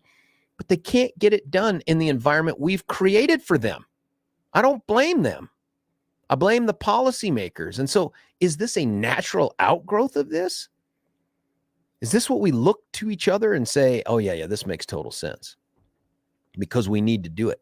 I would rather see somebody gunned down breaking into a business during a riot than see more people looting and running around on all these viral videos and getting away with it. They shouldn't be allowed to get away with it. That's what I hear from people. They're getting away with it. Is it up to us to stop them from getting away with it? Let me tell you something you can get away with right now. And that is as you run into Valentine's Day, and folks, it's close. You have less than a week.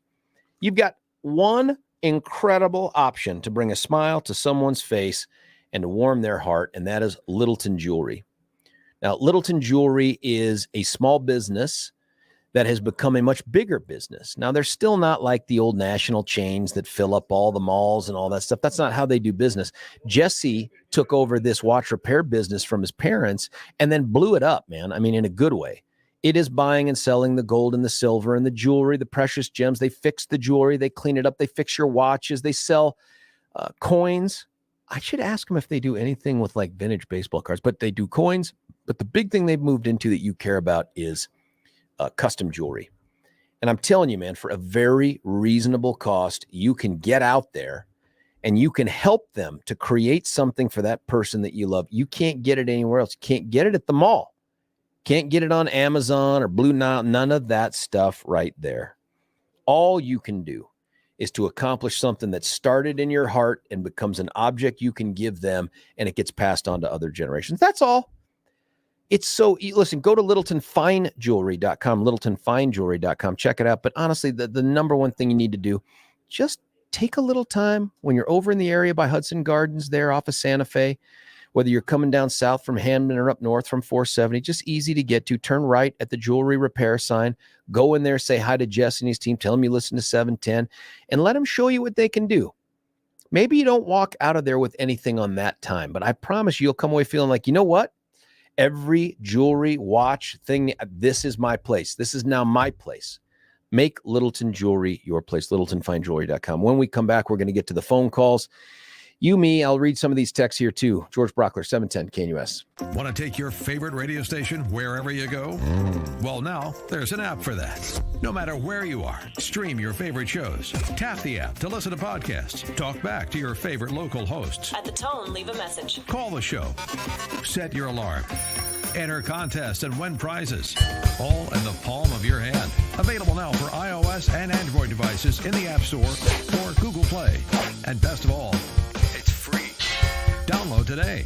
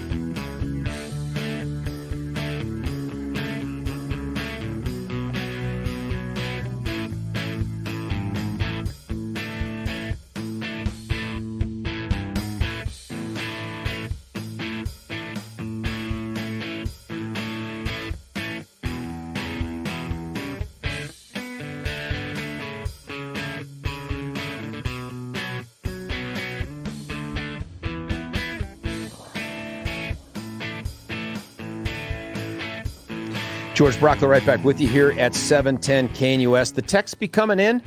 Phone calls, too. There is a line open at 303-696-1971. Jason, I would like to get you on. I'm going to do something I don't normally do. I'm going to get your input, my friend. Jason, we're going to have about a minute. I don't know if that's fair to you. I can give it to you, or you can say, George, hang me over till the top, or I'll come back at the top and hope there's an opening, and I'll take you then. You tell me what your preference is. I'll talk fast. Okay, brother, let's do it. Correct me if I'm wrong. Didn't it used to be, it was a hanging offense if you stole someone's horse? Because that could be their livelihood. You know, that's what I heard. And not just livelihood, like that's their way to get from point A to point B and exist. Exactly. So trust me, I don't think, property is not worth it. However, everyone's situation is different. And when you said, is this who we are? Well, guess what? Yeah, because as society has evolved, you would expect the government, and to take up the role to where we don't have to shoot each other. But is a car in Denver, though, the same as a horse out in the Old West? Well, to somebody walking 3 miles in the snow each way, no, but what if you have to walk 10 miles or 15 miles? It could be. So if you're out on the plains and some dude's going to steal your truck and you're miles away from something, different analysis for you. Yes. And the finances also come into play. Also, as a juror, would you consider that and think maybe it's justified? I tell you, I would have to see. I'm not going to say no, because there's, one answer. You can't give a blanket yes or no on every situation. Brother, thank you for that. That was fast. It was to the point. It got us kicked off. Is Jason right? 303-696-1971. George Brockler, 710 KNUS.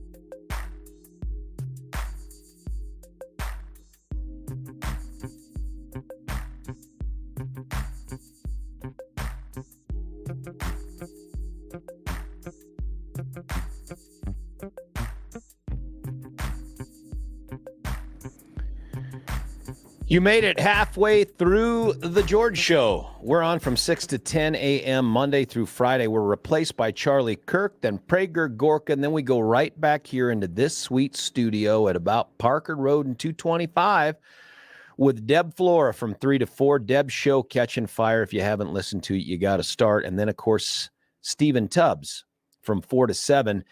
Here's something else we're doing that you can check out right now. I've been kind of hypnotized a little bit by it. There's a delay, just like in the radio right now.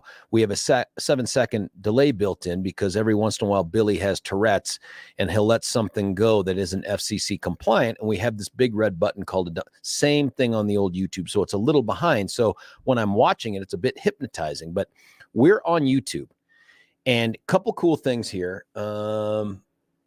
So there's more people figuring this out. If you go and you can go to our webpage, and we got the YouTube link right there, but you can also go to Google or wherever, YouTube itself, and look for 710 KNUS or the George Brockler Show. You will get here. And if you subscribe, and by the way, if you haven't, is it doctor's orders? Is there a protection order? What's the reason you haven't done it and visited it on others? Get us over this hump, and I can stop badgering. It's almost like an NPR fundraising thing. And the next 3 people that we'll send you a used Target bag that will now cost you 15 cents. And they've got 2 camera angles here. They're switching back and forth. No one knows why. This angle isn't really any more flattering than the other one. Frankly, I'm starting to wonder if it's me. But go there. If you subscribe, you get to communicate with people. Here's some right here. I thought you were really wearing a suit, so I switched to the YouTube so I could see. Turns out I'm not. I'm in radio attire. Here's another one. Good morning. Nice to see George interacting with us today. I'm writing back right now. Boom. I could go boom, I could go booyah. Nobody knows until you actually do it. We've got the text coming in here. And just to reset this, if you're only getting into your car now, and it makes me jealous that you have a job that allows you to get into your car at 8 a.m., we were talking about this tragic shooting of the 12-year-old. And it's tragic, right? Even if it's legally justified, let's get past the idea that he had it coming. 12-year-old, come on, man. That is like 1 year over where we say the law can't prosecute you. 12 years old. Keep in mind, by the way, since we're here, the legislature would like to take away the ability to hold 12-year-olds and 13-year-olds even legally accountable under the juvenile justice system, which is incredibly forgiving by design. They don't think 12-year-olds. So this gun-toting car thief kid and his buddies, unless they're 14 or older, I'm sorry, we're going to treat them like, I don't know, truancy? I'm not sure what the model is here, but no juvenile justice. And that means no out-of-home placement. And it sounds like home was part of the issue here, but this kid gets shot and killed by a car owner who tracks down his car, and it looks like the thugs that are with this kid are armed, and they're shooting at him. He shoots back, he hits the 12-year-old, kills him. And so it really has started this conversation about, would you use lethal force to protect property? Now, the folks that have called in, Brian and Joan and Jason, I think have all said, no, I wouldn't do it for various reasons. I understand it. I think for Jason, it was situational too. Like, listen, man, like in the old West, when you stole someone's horse, that was a hanging offense. Yeah, because you take away someone's horse, they die, that kind of thing, right? You're trapped somewhere where you can't get to help or get food or whatever. And so it became contextual for Jason, which is, well, in Denver, there's mass transit, there's Uber, there's hitchhiking, there's you can walk somewhere. Little bit different than if you're out on the plains, but he thought maybe the plains would give some context. And the question I've really been struggling with here with folks is, would you use the lethal force to protect your property? There are much more courageous people through the anonymous texts. So here's one. You should have every right to protect your home and property by all means necessary. That's an easy term to say, and you sound bold doing it. What does that mean? No limitations? Like draw and quarter, set them on fire? People do not have the right to break down your locked door and just steal and walk away. I agree. They don't have the right to do that. But what if they do that? Is it death to thieves? If citizens were able to defend what they have worked for, this kind of crime would stop. I wonder, maybe it would. I'm not going to deny that it wouldn't have an impact. Is that worth the trade-off? I wrote back, how about steal your car from the street in front of your house? Texter responds. And by the way, I love texters, and I love the people that reach out to us here on the YouTube as well. I feel that it's your property and it's your responsibility. You bought it. You do maintenance on it. You pay for the insurance and the vehicle registration fees. You depend on it to get back and forth to work. We are letting lawlessness take over. It's backwards. That expression right there resonates with me in this way. And even Brian talked about it too. There is a growing perception that the people who have their hands on the levers of government are breaking our criminal justice system and making it incapable of preventing crime or holding criminals accountable at a level that we think is justice. And this is the kind of response that we get. But Texter, I got to tell you, you catch a guy stealing your car in front of your house, as pissed off as that may, and it would make me pissed off. Would I threaten the use of force to get them to get out of the car? Yes, I think I would. Would I engage in what might otherwise be called menacing, putting them in fear of imminent serious bodily injury or death to get them to stop? Yes, I would. But if they were like, screw you, dude, and started driving away, do I shoot them in the head through the window? Do I fire bullets at them to kill them? Is that okay? Do I track them down, and when they get out of the car, gun them down in whatever parking lot they're in? And if you're a juror, what do you do with that?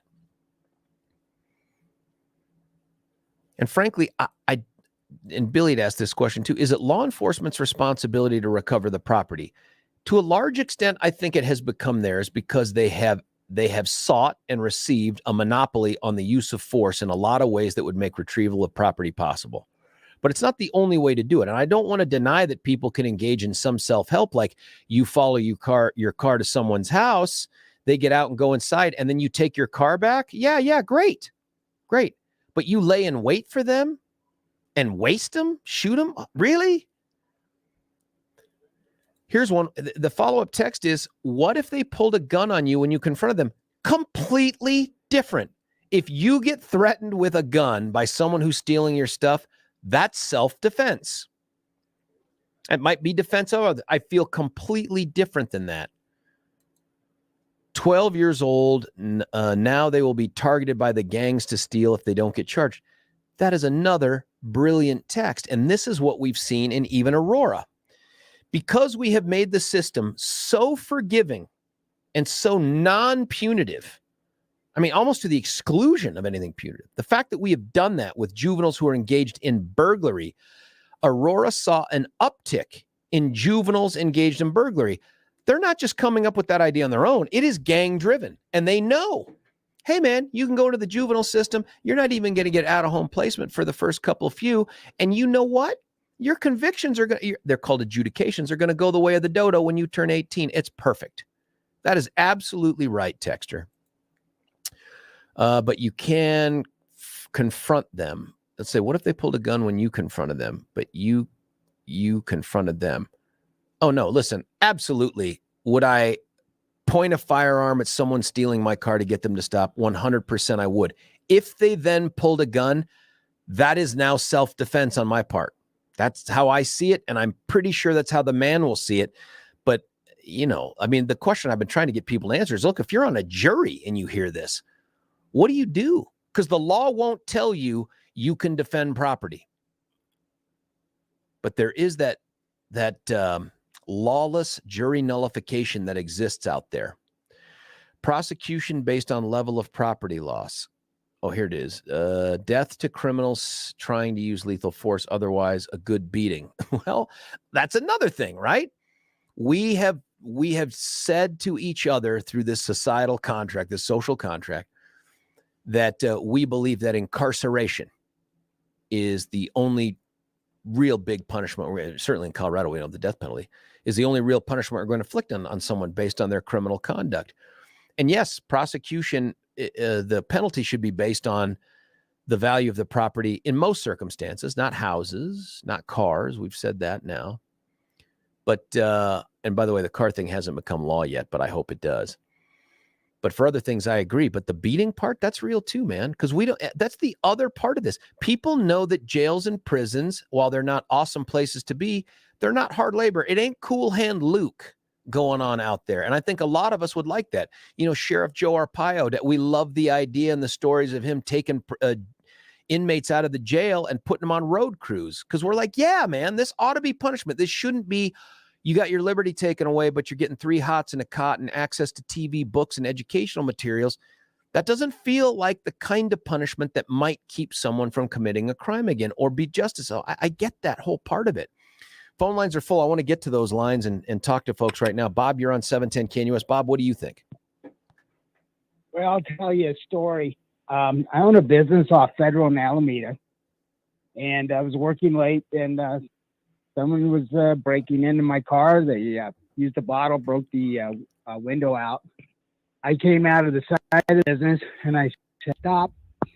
And they said, this is none of your business, old man. So I proceeded to go back into the business. I grabbed my .38 revolver, went back out. They were in the car. They were going down Cedar Avenue. And I was so PO'd beyond belief, I carefully kneeled and took shots at the back of the car, just hoping to kill him. I was just really upset about it because the car is my livelihood.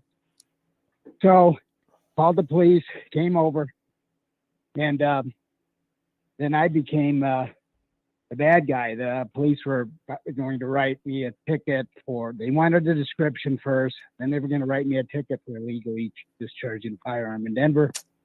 And it was just really an emotional thing. And then the police said that they were going to start checking the hospitals from my description. And then did you feel like you hit them? I mean, was it movie-like and the back window blows out or you hear ping or something, or the guy screams, the car swerves? Did you have any sense? No screams. The car they took off. I didn't hit him. Obviously I didn't hit him. And I just learned a lesson from it. It just, in the end, to me, it wasn't worth it because then I worried about it for a week. What happened with that charge, the illegal discharge charge? Well, I had some friends at Denver that knew I worked late, and they supervisor came and didn't issue the ticket. But got rid of the gun. I don't use it anymore. Just in retrospect, it wasn't worth it. And they found the car a week later. But in the heat of the moment, yeah. What do you think about I that? wanted- Do you think you were wrong? I mean, do you regret the situation because of all the trouble it caused you, or do you regret it because in hindsight, the emotions that were driving you were more vengeance than anything else? In the heat of the moment, I wanted vengeance. I didn't want my car to be stolen. You wanted to stop the and car I was thieves, going to do whatever possible. But then the ramifications afterwards, that I could be held responsible for them being in the hospital. The families could sue me, and then they wanted to write me the ticket. So in retrospect, emotionally, I won't ever do it again. Bob, there are so many people out there, me included, who are listening to this going, I can't believe you got written a ticket for trying to stop these car thieves. But let me play devil's advocate here and ask, should they have written you the ticket?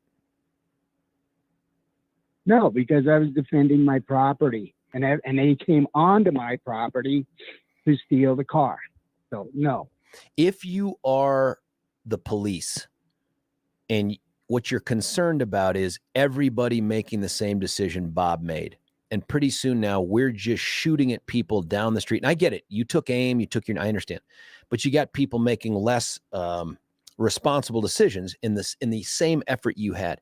If you're the police, don't you feel compelled, even if you're like, look, dude, I don't want you to be convicted and go to jail. I got to write you the ticket, because the message I have to send to the community is you can't use lethal force, especially bullets, to try to stop property thieves. If you do, this is going to become the OK Corral. Does that change your mind at all on that? Well, in retrospect, after thinking about it, especially in Denver, where it's such a high crime area, I could see the police reasoning for writing the ticket. Yeah, my hope is you didn't get a conviction, and I can't believe you'd spend any time in jail. But based on that, the thing I wonder about, and I imagine listeners are too, is that had you been the deadeye you thought you were, no pun intended, and you shot and killed that driver, I wonder if the police aren't like, we're investigating you for murder, my friend, because you just shot and killed a person on purpose when you had no legal right to do so and your life wasn't in danger. Buddy, that's real. That could happen. It could. Even if I wounded him, I'd be the one going to jail. Isn't that just an incredible irony that you would have been the one to go to jail, not these clowns? Hopefully they'd have gone to jail too, but with their injuries. But Bob, I think it's a great story because it highlights exactly what we're talking about here. Bob, thank you. Bob's line is open, 303-696-1971. Let me put you in the jury on Bob's case. Let's say Bob does shoot and wound or kill that driver, and you're in trial, and the DA is saying, I get it, man. Pissed off, stealing the car, wants to stop the car from being stolen. It's his only car. It's his livelihood. That's not the law. And that's why you got to hold this guy accountable for intentionally, after deliberating on it, causing the death of another person. We call that in Colorado first-degree murder. And my guess is they probably charge him with second because it seems a little more emotional, even though that's not the true distinction. Maybe they seek second, but they say, hey, find this guy guilty of murder. You're on the jury. What do you do with that? What do you do with Bob? And I've just gone Bill Murray with What About Bob? And Richard Dreyfuss from the great movie from the 90s. Listen, phone calls are coming in, and I'm going to get to all of them. We have Joan from Denver, John from Denver. One line open, 303-696-1971, 8 billion texts, and I promise to get to all of them. But I got to do these little breaks every so often to keep the radio gods happy here at Salem, and so I'm going to do that right now. But this is one I love doing. I love talking about Mitch Floria because the backstory is the one that just screams out, this is America at its best. So here's a young guy who grew up in communist-controlled Romania under Ceausescu, and it's his dream to be an American. So he comes here legally, earns his citizenship. Don't you just love the sound of that? Not like, oh, we just called you a citizen because there's just so many of you and we don't know what to do with it. Earned his citizenship. Started a business and a family right out here, man. The business is called The Art of Granite with a T in it. Granite has a T, artofgranite.com. And they do kitchen and bathroom countertops. And if you're on YouTube right now, you can see some of the examples of the work with the website there. This guy is a wizard, not just a good businessman, not just a master craftsman, but a great American.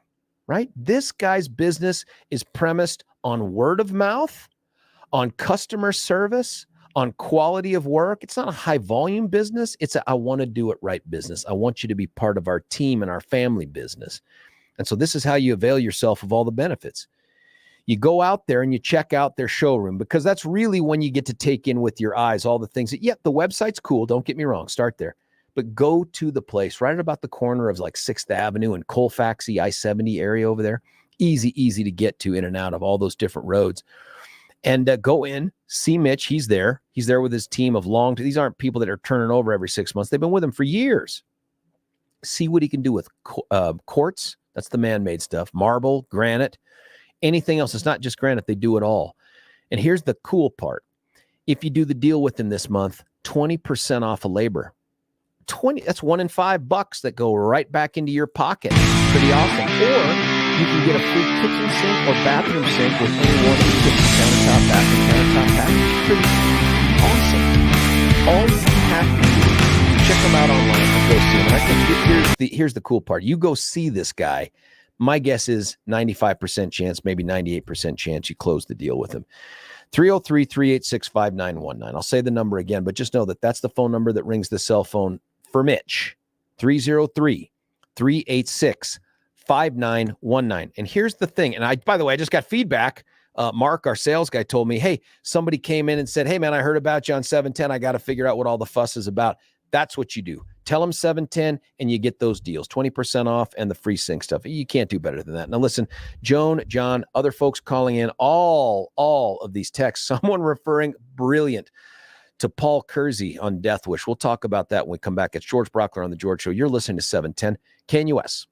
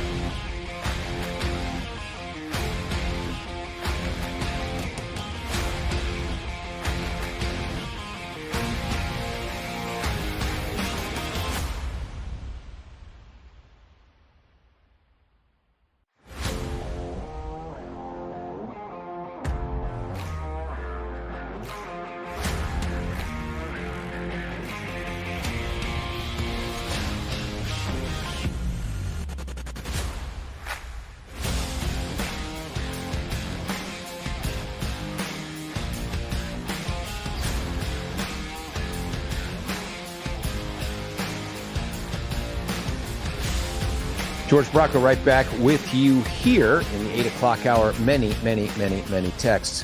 I'm going to read a couple of them to you. I'm going to get to Joan and John and Susan and all the other people that call in. Life is about lessons. This kid learned the ultimate lesson. Justified killing, unfortunately, yes, society needs to teach the kids, adults, how a citizen of society needs to act.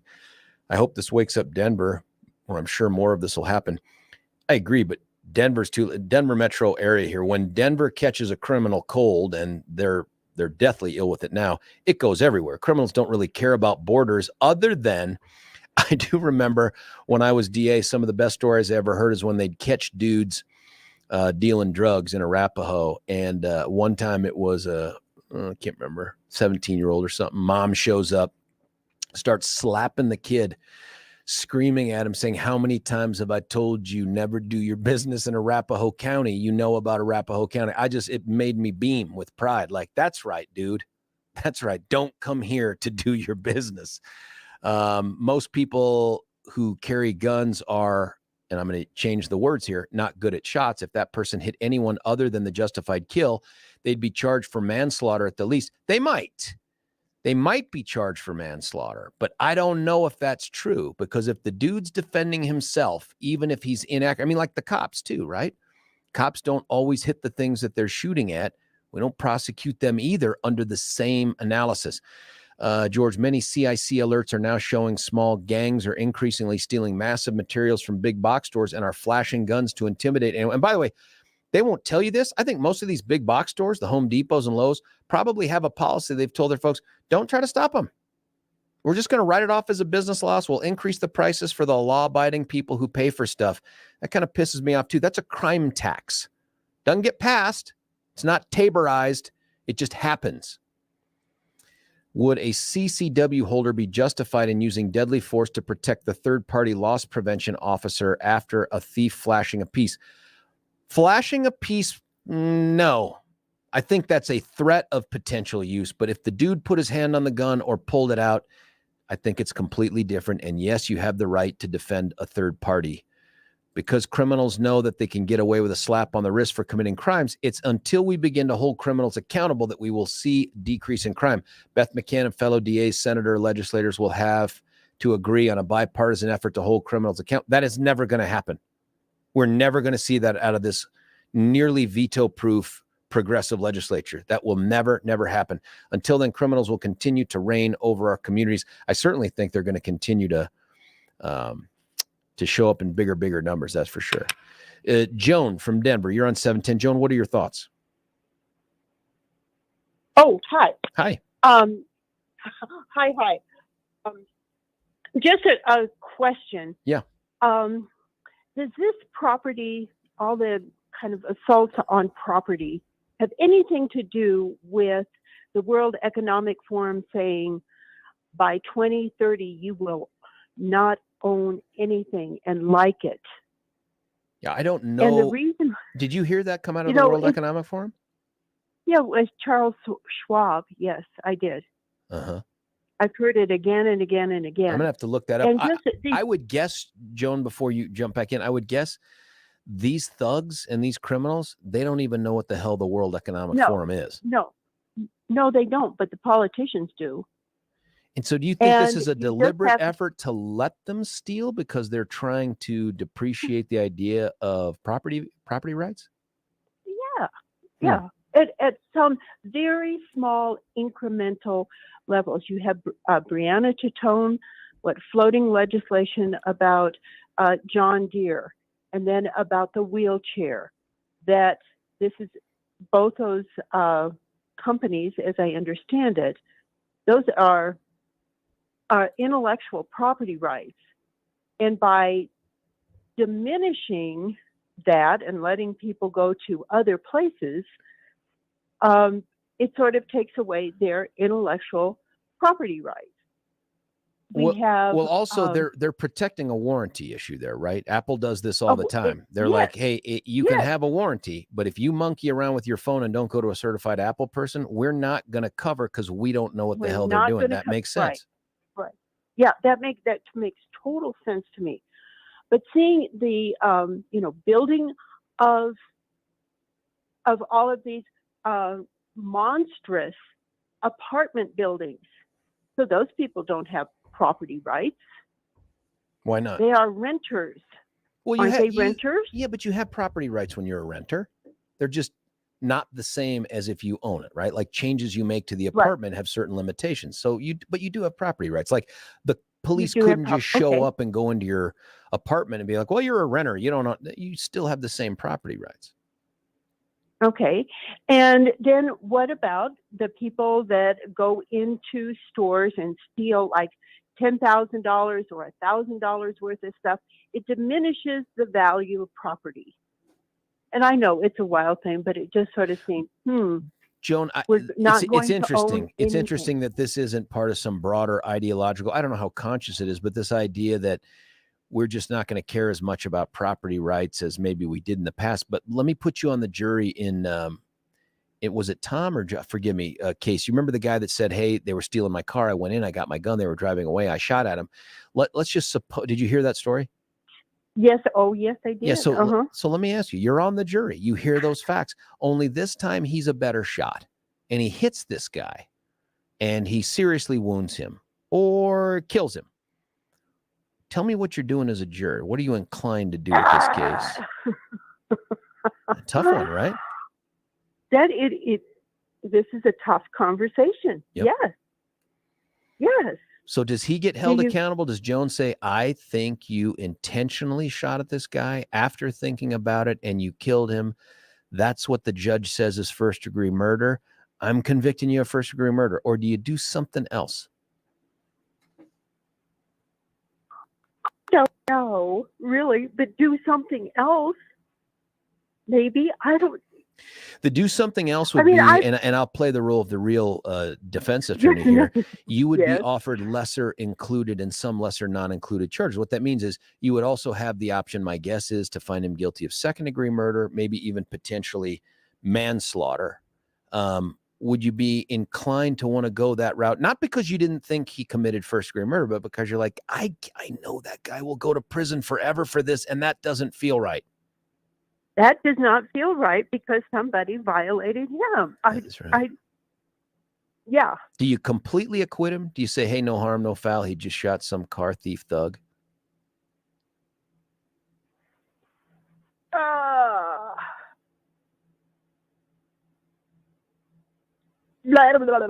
I know, tough one, right? It's a tough one. You know, somebody stealing, like a previous caller brought up, well, you know, if you kill a horse and your car here at this time. No, if you steal the horse, not kill the horse, steal the horse. Yeah. Oh, yeah. Steal the horse. You could kill the horse too, but if someone steals your horse in the Old West, you're kind of stuck, right? Like there is no Uber horse. There is no Uber horse. No, you're out there all by yourself. And somebody steals your car and all of your tools are in it, and that's your work. Yeah. Yeah. Tough one, right? This is really a tough one. Well, Joan, that tells me a lot about you. You're a good thinking person. I don't think listen, I'm a law guy. I want to uphold and defend the law, but it's not so easy for me to say, well, boom, of course I find him guilty. That's a tough one because you're looking at a dude that you're like, wait a minute. Otherwise, you're predicting this guy's otherwise a hardworking dude, has a business, trying to protect his damn car and his tools and all this. And these thugs come along and steal it. And we're telling him to just stand there and wave goodbye to your stuff and hope to God DPD can find it. I mean, I don't know. And instead he shoots at them. And that's the part of this conversation is we all have that, in my opinion, a gut reaction that says, oh yeah, stop them. Get them. They need to be held accountable. Like that's just a visceral reaction I think most people have. And then the part you're going through, Joan, is you're trying to temper that with the good citizen thoughts of, but I know what the law says, and I know what this is, and this dying for the property. I mean, this says a lot about what's going on in your head and your heart, Joan. I appreciate you sharing it with us. No, thank you. I really appreciate the conversation because it just is so challenging this one's at this tough. Particular time period. Because I've had my house broken into. Oh. And property was stolen, and then just the way this happened, this was 3 county crime spree, and they finally caught the people, and then COVID happened. And I think that the person was now in jail because he was a previous young felon. Yeah.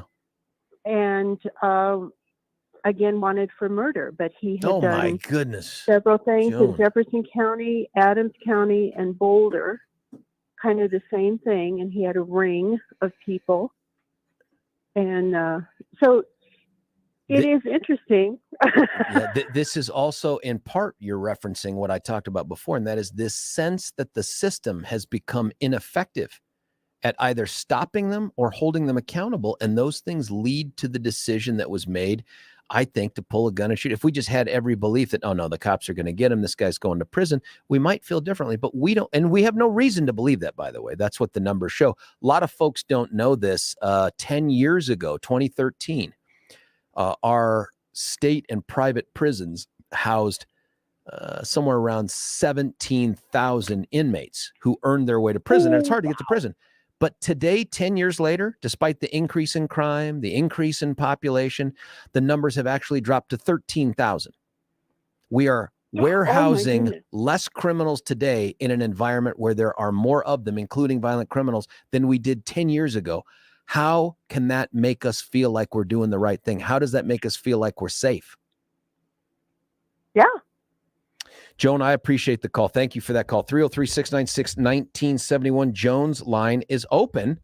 Let's go to John. John, you're on 710 KNUS. What do you think? And Susan, call us back, sister. Go ahead. Good morning, George. Morning. George? Yeah, I'm here. What do you think? Oh, I just got a back story to tell. I'm an old guy. I think something's wrong with the society. Anyway, you're talking about the OK Corral. I grew up in Montana in the farming area. And there was only one farmer that I know of that liked to brag about if he catches anybody on his property in the night, it's boom. All the other farmers did not believe in that. What did the other farmers believe in? How were they going to deter, stop, hold accountable? What were they going to do? Well, there wasn't any burglary going on much anyway. There is one thing that the men would start laughing. You know, a few years ago, that could have been me. How so? Well, growing up as a teenager, let's be honest. Yeah. You do things that are stupid as hell. It's actually the rite of passage. It's how you get to adulthood, is you do stupid and things. Most of them farmers will tell you, they don't go, I don't know if any of them went in detail, but driving around in the middle of the night drinking beer, you never know what a guy's going to do. Maybe he wants to steal a little gas, or you don't shoot somebody because it could be somebody's stupid kid, you know. That's an interesting point too, man. But that also speaks to the respect for life above property piece that I think more and more people are willing to say, no, I'm so tired of this. I'm so tired of being a victim. I'm so tired of seeing all these guys commit these crimes with impunity. I'm willing to expand my notion of justice to include taking a life for property.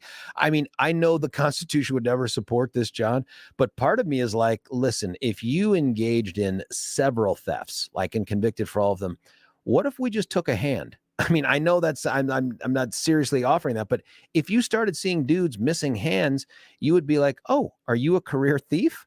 Like, I got to believe that seeing your buddy missing his hand might cause you to go, I don't think I want to steal that car. I don't think I want to shoplift. I'm not saying to do it. I'm saying this is where we're going these days with, I think, people trying to come up with ways to discourage and hold accountable criminals. And I despise thieves, despise them, because it's the one crime that is absolutely intentional at every level, whether it's 5 cents, $5, $5 million. You cannot accidentally steal from someone. It is an intent-based crime. And everybody knows that stealing is wrong from the very first things that they're ever taught. And yet we see more and more of it. But if you're honest, and you don't even have to be drinking beer, but if you're under a shade tree talking, a lot of men that are honest, they look kind of funny. And back when I was a teenager, I remember one night, my God, I don't know why I was doing that. Yeah. Oh, believe me. And there are things, John, I've thought of things too that I did as a teenager with my buddies that had we been caught by the police in this era with the approach to it, I don't know what my future holds, but it probably ain't this. You know, it probably wasn't being district attorney or being an officer in the Army. I mean, I got lucky, and I do remind myself of that with some of the cases that we have come through with juveniles. I think to myself, is this a bad kid, or is this just a kid who has that kid brain, you know, like you and I had, John, when we were younger? We live in America. I grew up in a farming area where everybody knows everybody's business. You know, the district attorney. Oh, I've heard that story many times. Some farmer talking, old so-and-so got elected DA. I went to high school with that guy. Yeah. That's, you know what? I kind of miss that model too, right? Like where you're able to judge someone based on more than just the facts in front of you. Don't get me wrong, but they tell the truth. Yeah. No, I get it. Hey, John, thank you for the great conversation, man. I appreciate the input on that and the insight about the kids. I agree. Kids are dumb. They do dumb things. Hey, we got a phone line open at 303-696-1971. Tons of texts. Then you are also sending the message that you can't defend your property. No, you can defend your property, not with lethal force. With all due respect, George, early on in this program, you stated that you cannot legally go after someone that is stealing your property. And you just now said that if somebody was stealing your property, you would go after them and confront them. Listen, Texter, I haven't changed my position. I haven't said you can't go after them. I've said you can't shoot and kill someone for stealing your property. I'm telling you, I would, not as a matter of whether the law would protect me or not. Would I menace someone, which would be the equivalent of menacing, with a handgun to keep them from stealing my car? Yes, I would. The question is, would I pull the trigger to shoot them in the head as they drove away if they didn't yield? Or would I go what Bob did and shoot at the back? No, I wouldn't. I'd want to. Believe me, I'd want to. And I think I'd feel justified in my head and my heart, but the law says otherwise. 303-696-1971. Here's another thing. And if they pulled a gun at you at that point, it would be justifiable self-defense.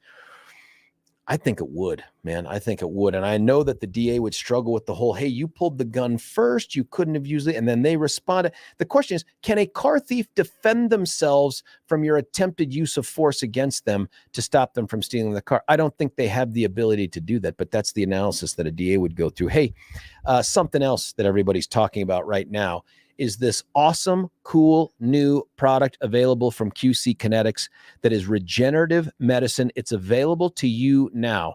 Completely reasonable price for a completely appropriate process that keeps you from going under the blade and getting cut open to deal with things like joint pain. I mean, get past the steroids and the surgery. They're not your only option. So if you've got a doctor, an ortho out there, one of the jocks in the medical world telling you, you need to have surgery on your knee, on your hip, on your ankle, elbow, whatever, just take a moment, man. You could end up deciding to go there, but I don't think you will. And call our friends at QC Kenetix. Here's how it works, man. They take you to help repair you, and they don't do it with knives and stuff. That means no downtime, faster rehabilitation. It's amazing. Treatment option is something you got to explore. Even if you decide, no, I think I'd rather have the steroids and the surgery and the risk to the open wound and the infection and the rehab. Even if you decide to go down that road later, you owe it to yourself to have this conversation. Get a free consultation with a local medical professional right now. Call them at 303-900-8986. I'm going to say it a couple times here. 303. That's the easy part. That's Colorado. 900. Man, that's easy. 8986. 8986. 303-900-8986. If math serves me well, those are both Billy's graduation year and the year he started high school. 8986. 303-900-8986 QC Kenetix. When we come back, we'll get back to the phones. We're going to get to the text. There's a ton of them, folks. I'm going to try to get through them. It's George Brockler on the George Show, 710 KNUS.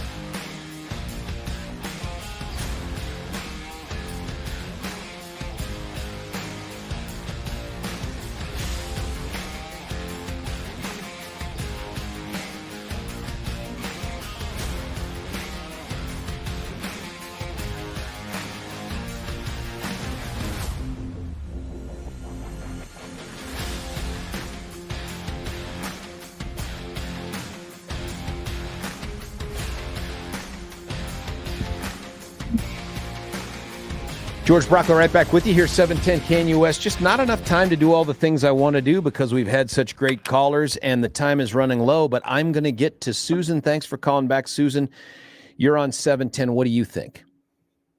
Well, boy, you know, I have so much respect for you guys. I've been to the Capitol Club luncheons and heard you talk about your own background, George. And my complication arose in Boulder County, which is, there's so much corruption there that I observed myself and had to go through quite an experience to find a lot of things out. But I was an election judge with the Boulder County Clerk of Recorder's Office and had no trouble whatsoever working there. I was employed that way with the city of Boulder, and that was a paid position. So they thoroughly check your background out, of course, when you're an election judge working for them. Yeah. And I had a very good experience. But what happened to me later on was, as a member of the Boulder County Republicans Executive Committee, these chairmen there accused me of some things which weren't properly addressed with the rest of the committee. Now, does this relate to the stolen car She stuff, had me Susan? removed. What? Does it relate to the stolen car stuff? Yeah, it does. What happened was she charged me with some misdemeanor offenses, and I was pulled over by the Longmont police and cooperated with them, but they arrested me and left my car unlocked and available for a thief to break into. That thief turned out to be Marshall Dawson, who was under surveillance with the FBI. So what are your thoughts, though, on the use of lethal force then to get back your car? What happened here? What happened here was all the information in my car that he stole included my lender's information, my car lender's information. Yeah. So what he did, on top of stealing everything inside my vehicle, he called my lender and identified himself as my former ex-husband and told them I was being incarcerated and I couldn't pay my car payments, therefore they should come and pick up my vehicle. Exactly, that's what happened. They towed my car away. Okay. Now, the Longmont police should have taken the car and put it in a safe yard. And you're going to have to forgive me here because we're trying to talk about this use of lethal force stuff with the stolen car thing. I think the fact of the matter is that the lender should not have believed him, but I never got my car back in time, and I lost it. So does this? This is what I think you're saying, Susan, and thank you for the call. I think what you're saying is this is another reason that people just simply don't trust the system anymore, and why they would engage in self-help. Let me tell you something about self-help. You can do it on real estate right now by calling our friends at Gay Ribble at Reynolds Empower Home Team. These folks do it at the highest level all day, every day. Frankly, I look at the real estate market all the time. Now may be a decent time to try to make a move as the Fed has started to signal just inching up interest rates. If you have questions about it, there's a couple great things to know about Ribble, about Empower Home Team. $30,000 on average more for the sale of your house. They sell it faster on average than other realtors. 14,000 buyers waiting to look at your home. They have a free home seller workshop at empowerhomefreeworkshops.com. And you can have this sold in 5 program where you get 6.1% more for your home. There are no good reasons, if you're in the market to buy or sell, not to call them at 833-301-SOLD, 833-301 sold or empower, or Gay has the buyers, GAYE, gayhasthebuyers.com. Listen, that's the end of this segment. Mary and Bill, I do want to get to you, but here's the deal. We're going to have Commander Mike Greenwell at 9:03 to talk about an aspect of this, which is the car theft stuff that's going on, and a story on 9 News. You stick around. George Brockler, George Show, 710. KNUS. Want to take your favorite radio station wherever you go? Well, now there's an app for that. No matter where you are, stream your favorite shows. Tap the app to listen to podcasts. Talk back to your favorite local hosts. At the tone, leave a message. Call the show. Set your alarm. Enter contests and win prizes. All in the palm of your hand. Available now for iOS and Android devices in the App Store or Google Play. And best of all, it's free. Download today. Want to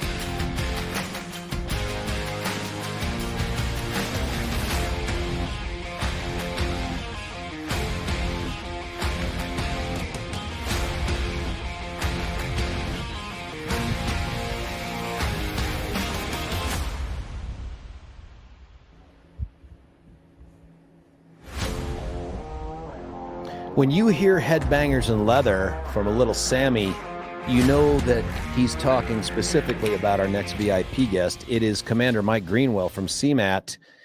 Mike, are you wearing leather? I plead the fifth. And you know those rights super well, my friend. We're talking with Commander Mike Greenwell, the current Cat Paw Metropolitan Auto Theft Task Force commander and longtime Lakewood police guy. I keep asking you this, man, but tell us, you're going to hang up your badge here in a little bit. When is it? March 30th. Is there any room for me to object? Is McCaskey still the chief? He's not. He actually retired before me, even though he said he wouldn't. Yeah. And nobody tells me, listen, McCaskey, Streeter, these are guys that go back to my early days in the game. And you guys are all leaving. Is Streeter still around? He's the director of JEFCOM, Jefferson County Communications Center. Well, it's clear nobody reads any of my emails because he should be retired. I'm kidding. Man, I don't want you to retire, but pretty please keep me informed about the details of it. I'd love to go and pay some respects to you as you take off for the next chapter. Thanks. Hey, you were on 9 News, and it was for something that was not only interesting, but consistent with what you have been saying for years now, on this show included, and that is about who are committing these motor vehicle thefts. Now, to set the stage for it, 9 News went out and just randomly grabbed like 10 car theft cases and said, hey, what's going on here? Who's doing it? Tell us what they discovered. Yeah, so it wasn't just 10 random. They actually got all of the motor vehicle theft cases that were filed with district attorneys in the state. Oh. And it was a little over 10,000. Oh, I thought it was 10,000. Well, oh, my God. Well, they received 10,000. And out of those 10,000, they just randomly selected 10 people. Oh, I got it. Out of those 10,000. And so in those 10, they then started doing criminal histories on them and found that, I don't remember the exact numbers, but between the 10, I believe there were 56 convictions for auto theft, just between those 10 random people that they chose. And every one of them had more than one, right? Like every one of them had been arrested more than once. Yes, correct. That comes as no shock to you. No, not at all. We do know that in surveying some of the Colorado courts data is that approximately 60% of the people that are arrested that have had charges filed for motor vehicle theft have had prior cases filed against them, and that's just in Colorado courts data. That's not actually pulling criminal histories and seeing what they've done out of state. When you look at this report, and you were nice enough to update me on some of the information that's been generated for 2022, tell us how many motor vehicles were stolen last year in the Denver metro area and then in the broader state. So in the Denver metro area, there were 30,506 total thefts. That's in the 6 counties here in the Denver metro area. And there were 41,359 stolen statewide. So that's about an 11 and 12% respectively increase over 2021. And if we take a look at the last 4 years, the Denver metro area, we've had an increase of, I believe it's 130, got to get to my right numbers here. Yeah, 131% increase in 4 years in the Denver metro area. The other, if you're looking for a silver lining in the report, it says, but the rate of increase slightly subsided. So it's still going up, just not at the same pace it was before. Is that a source of optimism that things are changing? And if so, what are those things that are changing? Well, we all want to have hope, right? And so over the last 6 months of 2022, we noticed that instead of being up in the upper 80s of vehicles stolen in the metro area per day, we're now down into the 60s per day. Yes, we're now down in the 60s, which is good. But when I took this job back in 2016, when I became the commander here, if we were over 25 a day, I was mad. Well, at some point you got to give up and say, okay, well, I can't be mad anymore. And so, am I happy with 60 some? No, but is it better than 80 some? Sure. It would be a dream to get to 25 a day. Oh, yeah, it would. It'd be great to be back to that level. But due to the current way that cases are handled, adjudicated, and sentences that are handed out, we won't get there. Do you detect a difference in the ground pounders and the street folks that your agencies and stuff? Do you detect a difference in their willingness or ability to take theft reports and pass them on in the form of prosecutable cases to DAs? Or do you think the breakdown takes place after that?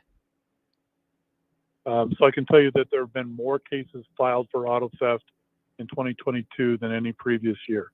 So law enforcement is filing more cases. And to just be plainly honest, it is after the cases are filed. And to some extent, you know as well as I do that DAs have large dockets and they have to pick and choose which cases they have time to prosecute. And frankly, if it's a sexual assault against a child, I'd rather that person be taken to trial instead of a plea bargain than motor vehicle theft. But the fact is we have to do something different with motor vehicle theft because basically these suspects are flipping the court the burden. Then I'm going to go do what I want. Those cases that 9 News found based off of the 10,000 or so that they had access to, were those prior cases, were those actual convictions, arrests? And here's what I'm getting at. Were these people who were committing more motor vehicle thefts while they had a pending motor vehicle theft case hanging out there, or were these all post-conviction? And the reason it's important is either we're not doing the right thing at the front end with bail and bond, or we're just simply not punishing people for stealing cars. Could be both, but what's going on? So those were cases that were filed in, I believe it was 20 months was the length of time. So it was 10,000 some motor vehicle theft cases that were filed in the state of Colorado over the 20 months worth of data that they received. And so do you know how many of them, though, were based on, they had ongoing cases? You know how everyone in that 10 Yeah, group, I don't. Yeah, I got it. No, I don't know that. They're the ones that got the data, and they just came to me with it and asked me, from my perspective on it. There's another part of this report that talks about Denver metro area recoveries. Tell us about what that metric is and who is doing better than someone else. Like, where is the likelihood of you getting your car back better? Well, actually, we're about 90% here in the metro area of recovering vehicles. I think it's 77% within the first 30 days. So really, just about anywhere. But there are agencies that are doing a lot better. I'm sorry, I got to get to that page because I don't have. I'm looking at page 2, Mike. It's right under Denver metro area auto theft summary, and then if you go to that table at the bottom, it starts with municipality and it has like Aurora, right. Percentage recovery theft difference less than 1%. That's pretty good. And then it is. So what that table represents is there's some agencies who actually recover more vehicles than what are stolen from their jurisdiction. So wow. in Aurora, they recover almost the same number of cars as they have stolen. But if you look at somebody like Castle Rock, they recover 159% more cars than what are stolen out of Castle Rock. How is that possible? Is that because more stolen cars are going down there? Yes and no. So to me, what that means is the people stealing the cars probably live in Castle Rock, and so they're somewhere else. They steal a car and they want to get home, or Castle. And I do know this to be a fact. Castle Rock and some of those other municipalities listed on there are being more proactive about going out and finding stolen cars. So Castle Rock has some of their neighborhoods, not the police, not the city itself, but the neighborhoods have license plate reader cameras in some of their neighborhoods, which if a stolen car goes through, then they give permission for those cameras, that data to be sent immediately to the police department, and the police department responds in that area, and they either recover the car, arrest the suspect, or at least they move the people out of the area, and they go do their crime somewhere else. And Castle Rock has actually seen a a significant decrease in auto theft in 2022. How impactful are those LPRs, those license plate readers, and are they expensive? I mean, is it tough for people to say, hey, we want to put this in our neighborhood or in our store parking lot? They've actually gotten less expensive than when I started. So no, there's companies out there that you can do a lease, $100 a month, for a camera, and you lease it, and they take care of setting it up and sending the data to the police department. Now, I want everybody to understand it's not all data. It's not everybody coming in out of the neighborhood. They can pick and choose what kind of data is sent to the police department. So if there's a sexually violent predator who has a restraining order from being in a particular neighborhood, they could input that data into that system. And if that person came to the neighborhood, that could be sent to the police department.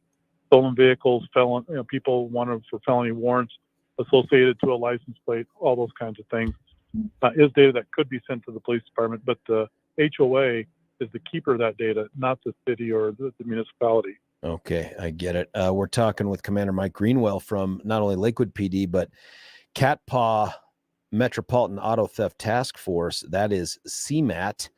Some years ago, the legislature made the boneheaded decision to reduce down motor vehicle theft of cars under $2,000 to a misdemeanor. And that has been something that there's a bipartisan effort to try to change, to make it a felony no matter what car you steal, but to make the classification of felony based more on if you make attempts to obscure it or if you use it in another crime, that sort of thing. Hey, David, shows me about this sorry. now. That's okay. Is it a drive-through? No, I'm kidding. That sounds like police. The donuts are ready, Mike. Do you think that will have a measurable impact on what we're seeing and you're dealing with on a day-to-day basis? I don't know that it's going to have a measurable impact from the law enforcement end, because the things that are changing are more favorable towards the citizens.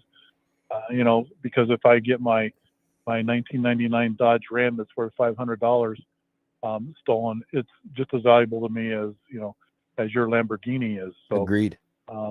It shouldn't matter, and I agree with that. But we're still gonna do the same thing. We're still gonna arrest the people and file the felony charges on them. So I don't know that from the law enforcement side that's gonna change a lot. I think it's helpful, and I'm appreciative that the legislature is willing to look at this and kind of tighten those things up. But at the same time, until we do something on the next end, on the prosecution to the sentencing end, I honestly don't think we're going to see much of a change, because these people literally are not afraid of stealing a car and getting arrested, because they know that that's probably somewhat the end of the cycle for them, because they're going to get back out and they're going to get arrested again, and they're going to get back out and they're going to keep doing it. When you look at policies that you think would make a difference, and I know you're not a legislator, I was hopeful you'd say, hey, I'm going to retire so I can run for office. Is that true? No. Yeah. What changes could the legislature make that would have a meaningful difference on this? If it's not the classification of charge, what is it? Well, I think there's two things. I think, first of all, we need to look at what do prosecutors need, and we need more prosecutors. These types of crimes have increased. The caseload for prosecutors have increased, and if we have more prosecutors, if we have a dedicated prosecutor that can say, I know these prolific auto thieves, and they can handle a case from beginning to end. I think that's typically referred to as vertical prosecution. So I think that number one would be helpful, because we have a common DA who's working toward the same goal, instead of having a docket of that's a good idea. I like that. 80 cases, and they have to pick and choose from the person's crimes to the property crimes, which ones can they handle. I think that's one thing, and that's one thing that the legislature has been asked for is money to help fund some prosecutor offices with vertical prosecution. So I think that's one. I think the second thing, and the biggest thing, is bail reform and jail sentences, because they simply are not being given jail. And I've got a lot of stories that I could share about examples, but I can tell you that out of my detectives, I have detectives that have close to 25 years of experience, and 20 of those doing auto thefts and they've testified in one auto theft case in that length of time. Good grief. Do you get reports back on whether or not these car thieves get sentenced to jail or prison? We get dispositions on the cases, what they were sentenced to, and one most recently was a female. She was filed the class 3 because she has 2 prior convictions.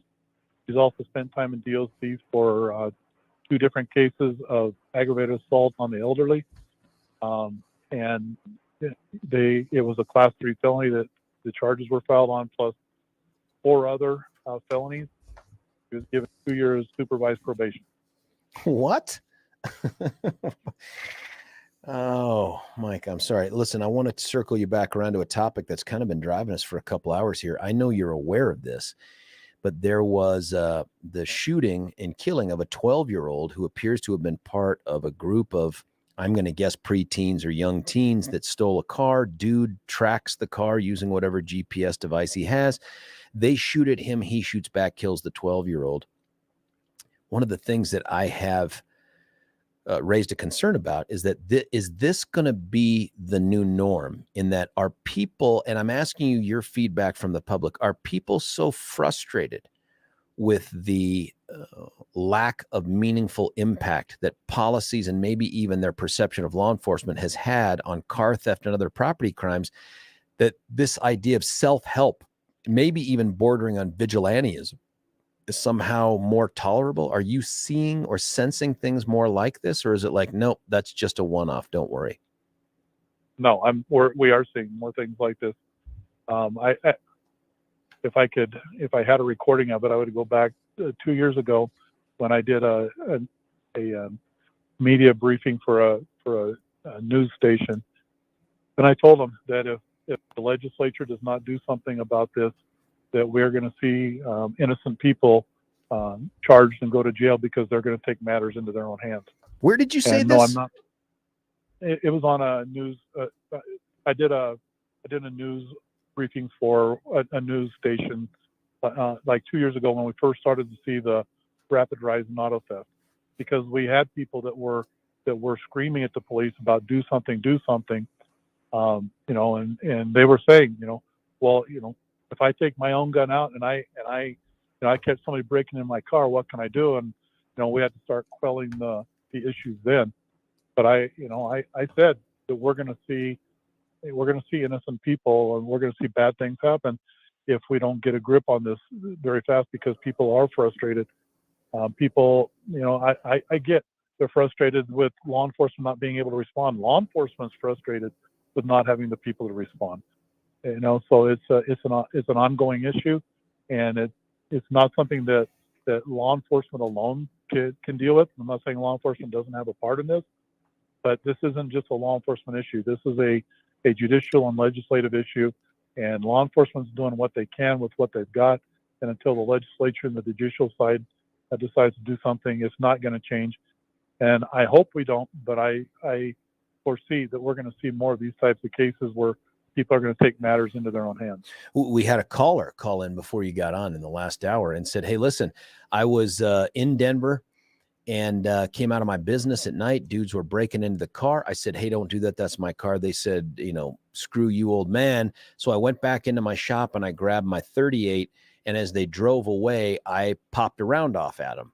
He said, I called the police come out, and they charged me with illegal discharge of a firearm. And we've had a conversation about that.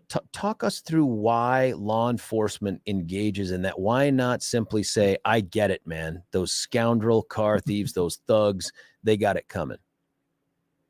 Well, because law enforcement can't pick and choose what laws they enforce. I don't know how many times we've been to calls where we wind up charging both people because both of them were in the wrong, or they both committed a crime, and it's up to the judicial system at that point, whether it be the prosecutors or the courts, to look at the reasonableness of what they did. And I feel for them. I want to protect my own property as well. So, but law enforcement can't pick and choose what crimes, they elect to investigate or charge or not charge. So, I understand from the officer standpoint who might want to charge somebody, but at the same time, I get how these victims feel. I'm not supporting their decision to go out and use force, especially deadly force against someone. But I can't say that I haven't felt like I wanted, the same way at times as well.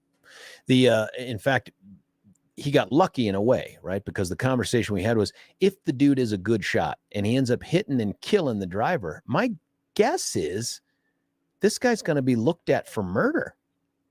Right. And that's what I had to quell 2 years ago at a city council ward meeting.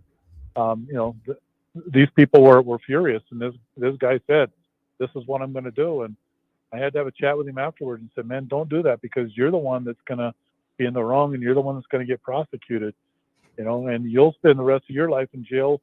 And if the auto theft, dude gets caught and he gets prosecuted, he's probably not going to spend any time in jail for that auto theft."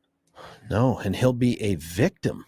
I mean, think about that. Right. He'd be a victim under the system, and they would have to treat him like a victim, where he gets to have say over the dude whose car he tried to steal.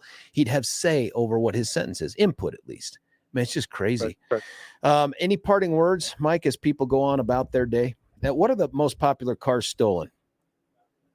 The most popular right now are Hyundais and Kias, 2021s and newers, that not the push start, but the ones that require a key.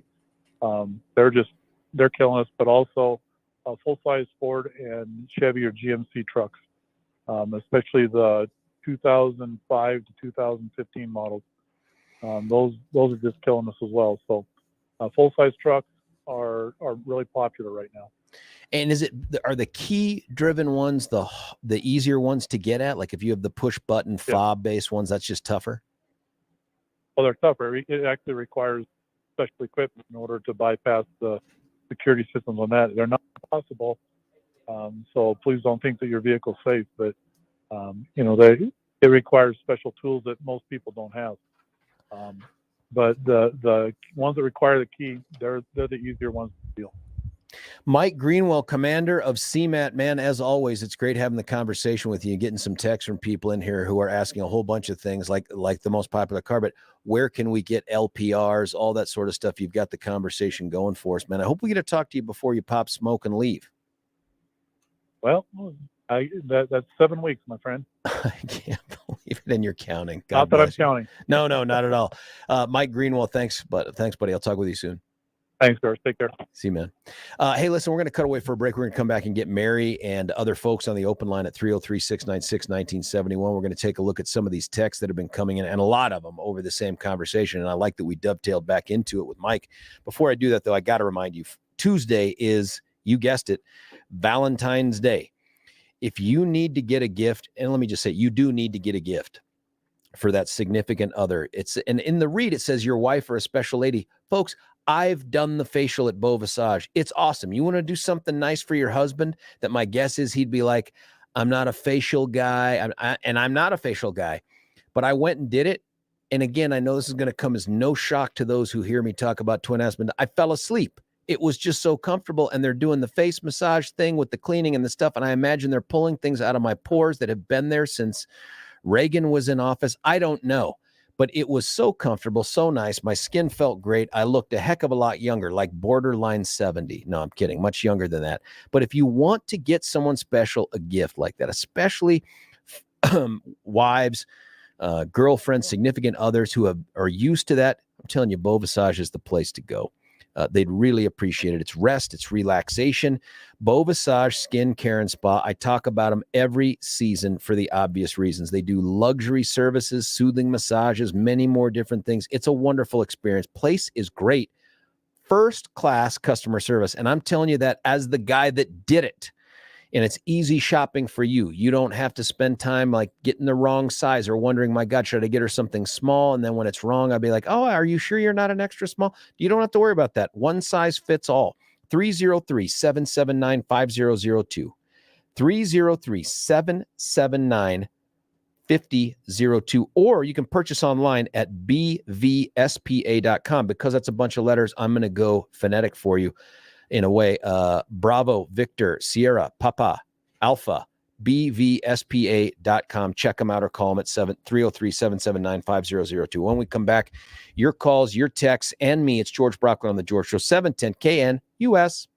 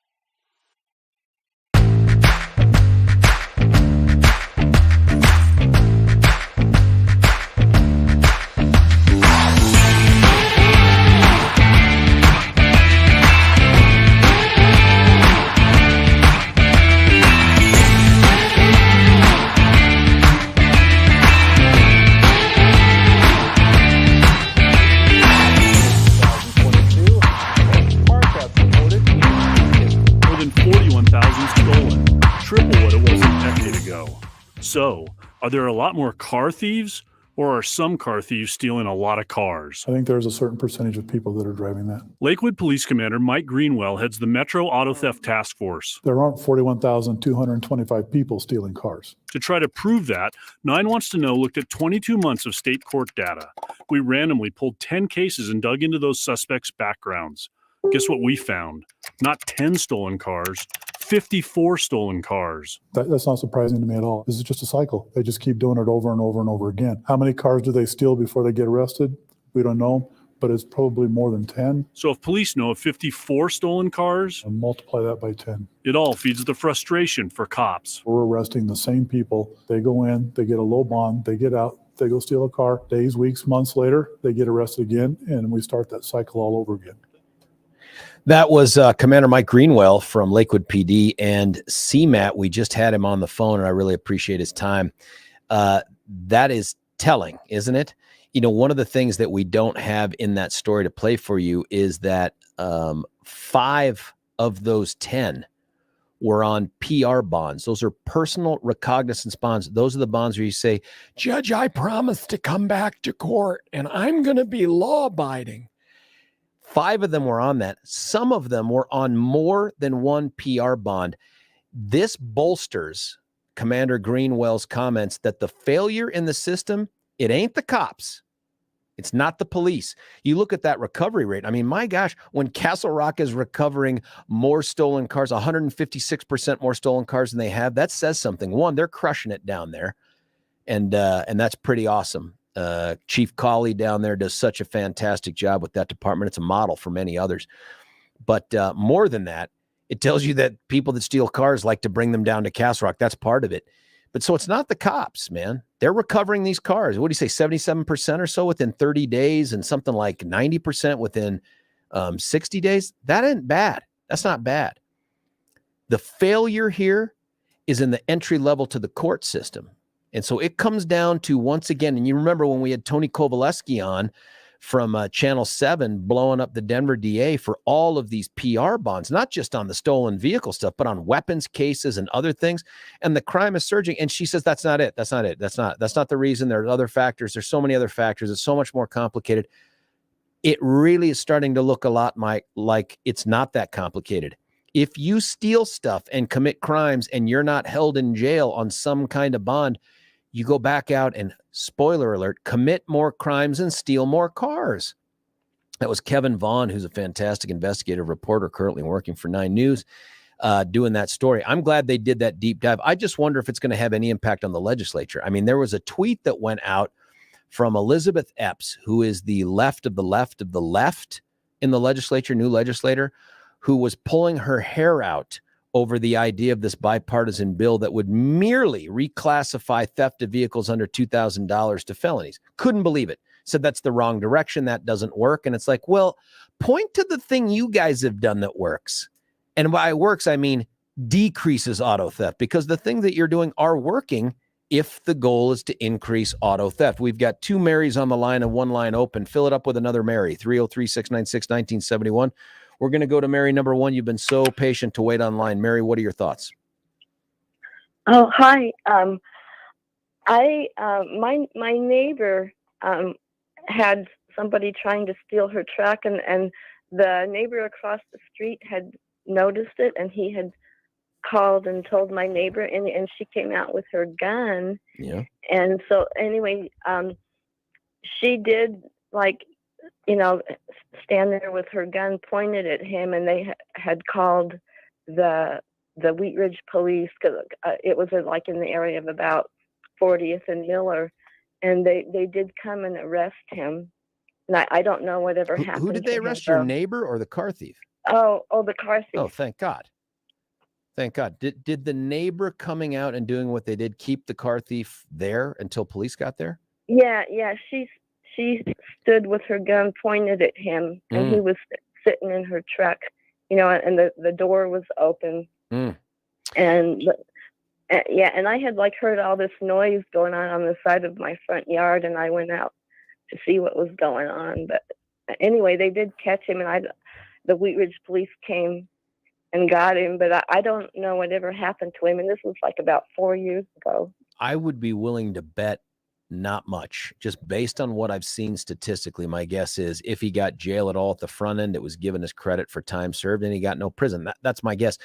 If you look at the numbers of inmates that we currently have in the state prison system as measured through the Department of Corrections annual reports, you can see that there has been a very deliberate and effective effort to keep more and more people out of prison. So when we hear people say, we're bursting at the seams, we can't lock up car thieves because we don't have the space. We do have the space. We do have capacity. And frankly, there's private prisons, and I know that those are anathema to some idea of justice by those on the left, but we could also reopen some facilities. But my guess is, Mary, that didn't have any impact on him at all, that he went through the system. Let me ask you this. If your neighbor had shot the driver, like the driver was just like, screw you, I'm going to go drive away, and they shot the neighbor, do you agree with the idea that the neighbor would and could be prosecuted for attempt murder, first degree assault, something like that? Oh, she probably would have been. Do you support that? No. And why not? Because I think you should be able to defend your property. Does it matter what the property is? Like your house, I understand. We've talked about the burglary piece, but I mean in terms of like your car, does it matter if it's a nice car, not a nice car? Is it only limited to cars? What if someone was going to steal your laptop off of a table at a restaurant? Could you shoot them? Probably not. Not in a restaurant. And let's say they get out in the parking lot with it. Let's take the other potential victims out of it. Let's just say it's straight up. It would be a clean shot for you, very close in a parking lot, nothing behind the guy who stole the laptop. Should you be able to use lethal force to stop him from stealing your laptop? I don't know. You would probably be in the wrong if you shot them.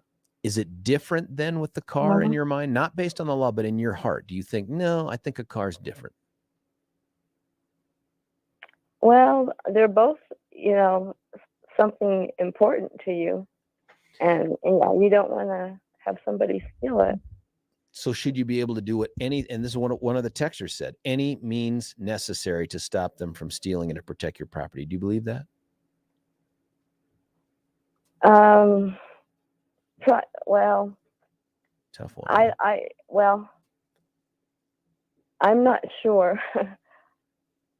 I appreciate the candor, Mary. It's an important topic, and I love the story. Thank you for hanging on. Mary's line is open at 303-696-1971. There's another Mary we'll grab and a line open.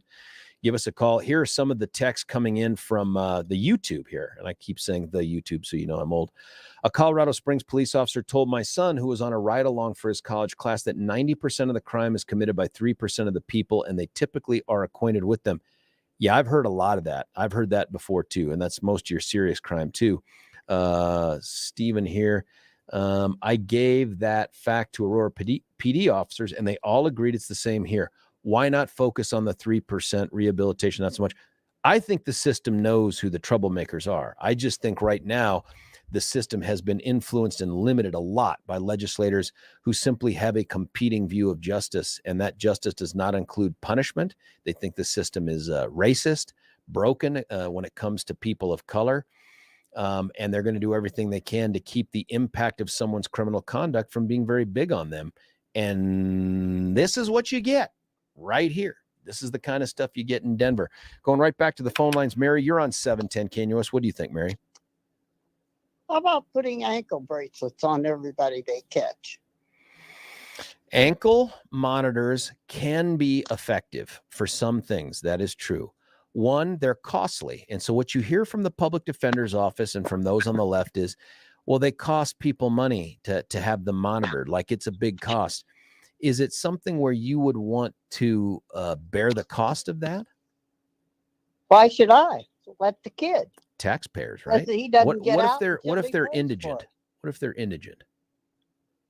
Well, then they have to go to jail.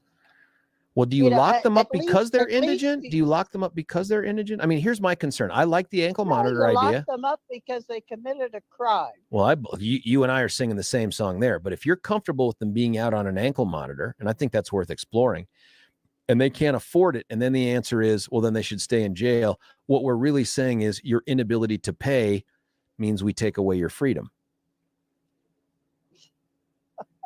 Whose freedom? The car thief. The person who loses the car, or the person? No, the car just thief. out The there? person who's accused of the crime. Yeah. Now, when these cars are stolen, are they found? Are they ruined? Oh, many of them. I mean, they're used for other crimes. Either the radio is stripped out or the ignition system is busted. You remember you heard Rick Enstrom from Enstrom Candies on the show. They had their candy truck stolen from out of their parking lot. And when it came back, human feces, needles, all sorts of filth in there. Yeah, that happens a lot. Well, then they get to clean it out too. Yeah, it'd be interesting. I mean, there are all kinds of little things that could be done. But at least with an ankle bracelet, they've been there before. And perhaps somebody wouldn't be happy to ride with somebody. I do like the ankle bracelet thing as an ongoing thing, or something like that, because we've caught some burglars who are wearing their ankle monitor while they're committing the burglary. These folks are not smart. We don't catch the smart ones. We catch the others. My guess is that you're right, Mary. We'd end up catching a bunch of people because where the car went missing, we'd find that ankle monitor and we'd go get them. Or if they cut it off, you throw them in jail. I like the idea, Mary. Thank you for that. 303-696-1971. Interesting policy change that might make a difference. Mary's line is open. We're going to cut away for our last break right after I tell you about another problem solver. No, not Mary, but she was a problem solver there. Nope, it's our friend Dan Caplis. He and his partner, Babar Wahid, and Babar's been doing this now for 15, 16 years, which is unbelievable because he was like 10 or something when we tried his first case together in front of Judge Wheeler out there in Arapahoe County. And of course we won. But Dan and Babar have been crushing it, being problem solvers for people who have those kinds of problems where it's not a policy issue, it's a pain issue, it's a quality of life issue. Somebody hurts you, somebody hurts someone you know. I get asked all the time things like, what do you do when you know someone that's hurt? And I say, you try to find them the best attorney as quickly as possible. Do not wait. Don't go down the road. I had a friend do this, got involved in a car accident and thought, I'll just settle this myself. I don't want to have to share any of the recovery with these attorneys who aren't going to charge me hourly. They only get a piece of whatever they recover. I don't want to do that. So they tried it themselves. I said, you're making a mistake, man. And this is an attorney. He just doesn't practice this kind of law. He said, no, I can handle this. About 6 months into the process, it was so unsatisfying. He came to me, he goes, all right, man, I need to call someone. And guess who I sent him to? Listen, if you need that kind of help, don't try to figure. This is not a case where you take matters into your own hands like we're talking about with your car and whatnot. You need an expert, someone who has a proven track record, and that's Dan Caplis. So put your mind at ease. Turn over this heavy stress, heavy involvement thing to guys who have been doing it so long. All the insurance companies know who they are. They already know that they're willing to go to trial because many of them have shelled out a lot of money to Dan and Babar's clients because they refuse to do the right thing up front. Call those guys, and you call them at 303-770-5551, 303-770-5551. You can check them out online too, but the best is the conversation. Online, it's dancaplisLaw.com. That's Dan Caplis with a C, dancaplisLaw.com. When we come back, Lewis, Kath, texts, I'll try to get through them all before we punch out. It's George Brockler on the George Show, 710 KNUS.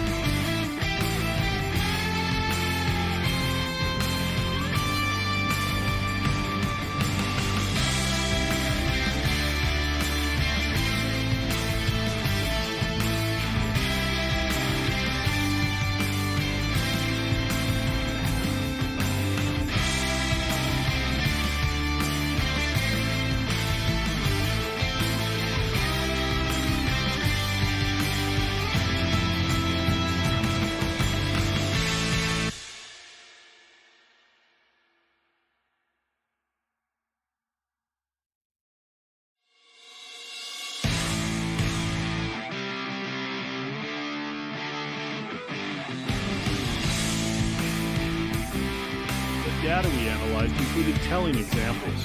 5 of our 10 got personal recognizance bonds, meaning after police arrested them, they got out of jail simply by signing their names and promising to come to court. Driver and passenger are both out. Anthony McGritt, arrested 6 times on car theft charges, twice got PR bonds. All officers, stop where you're at. Stop.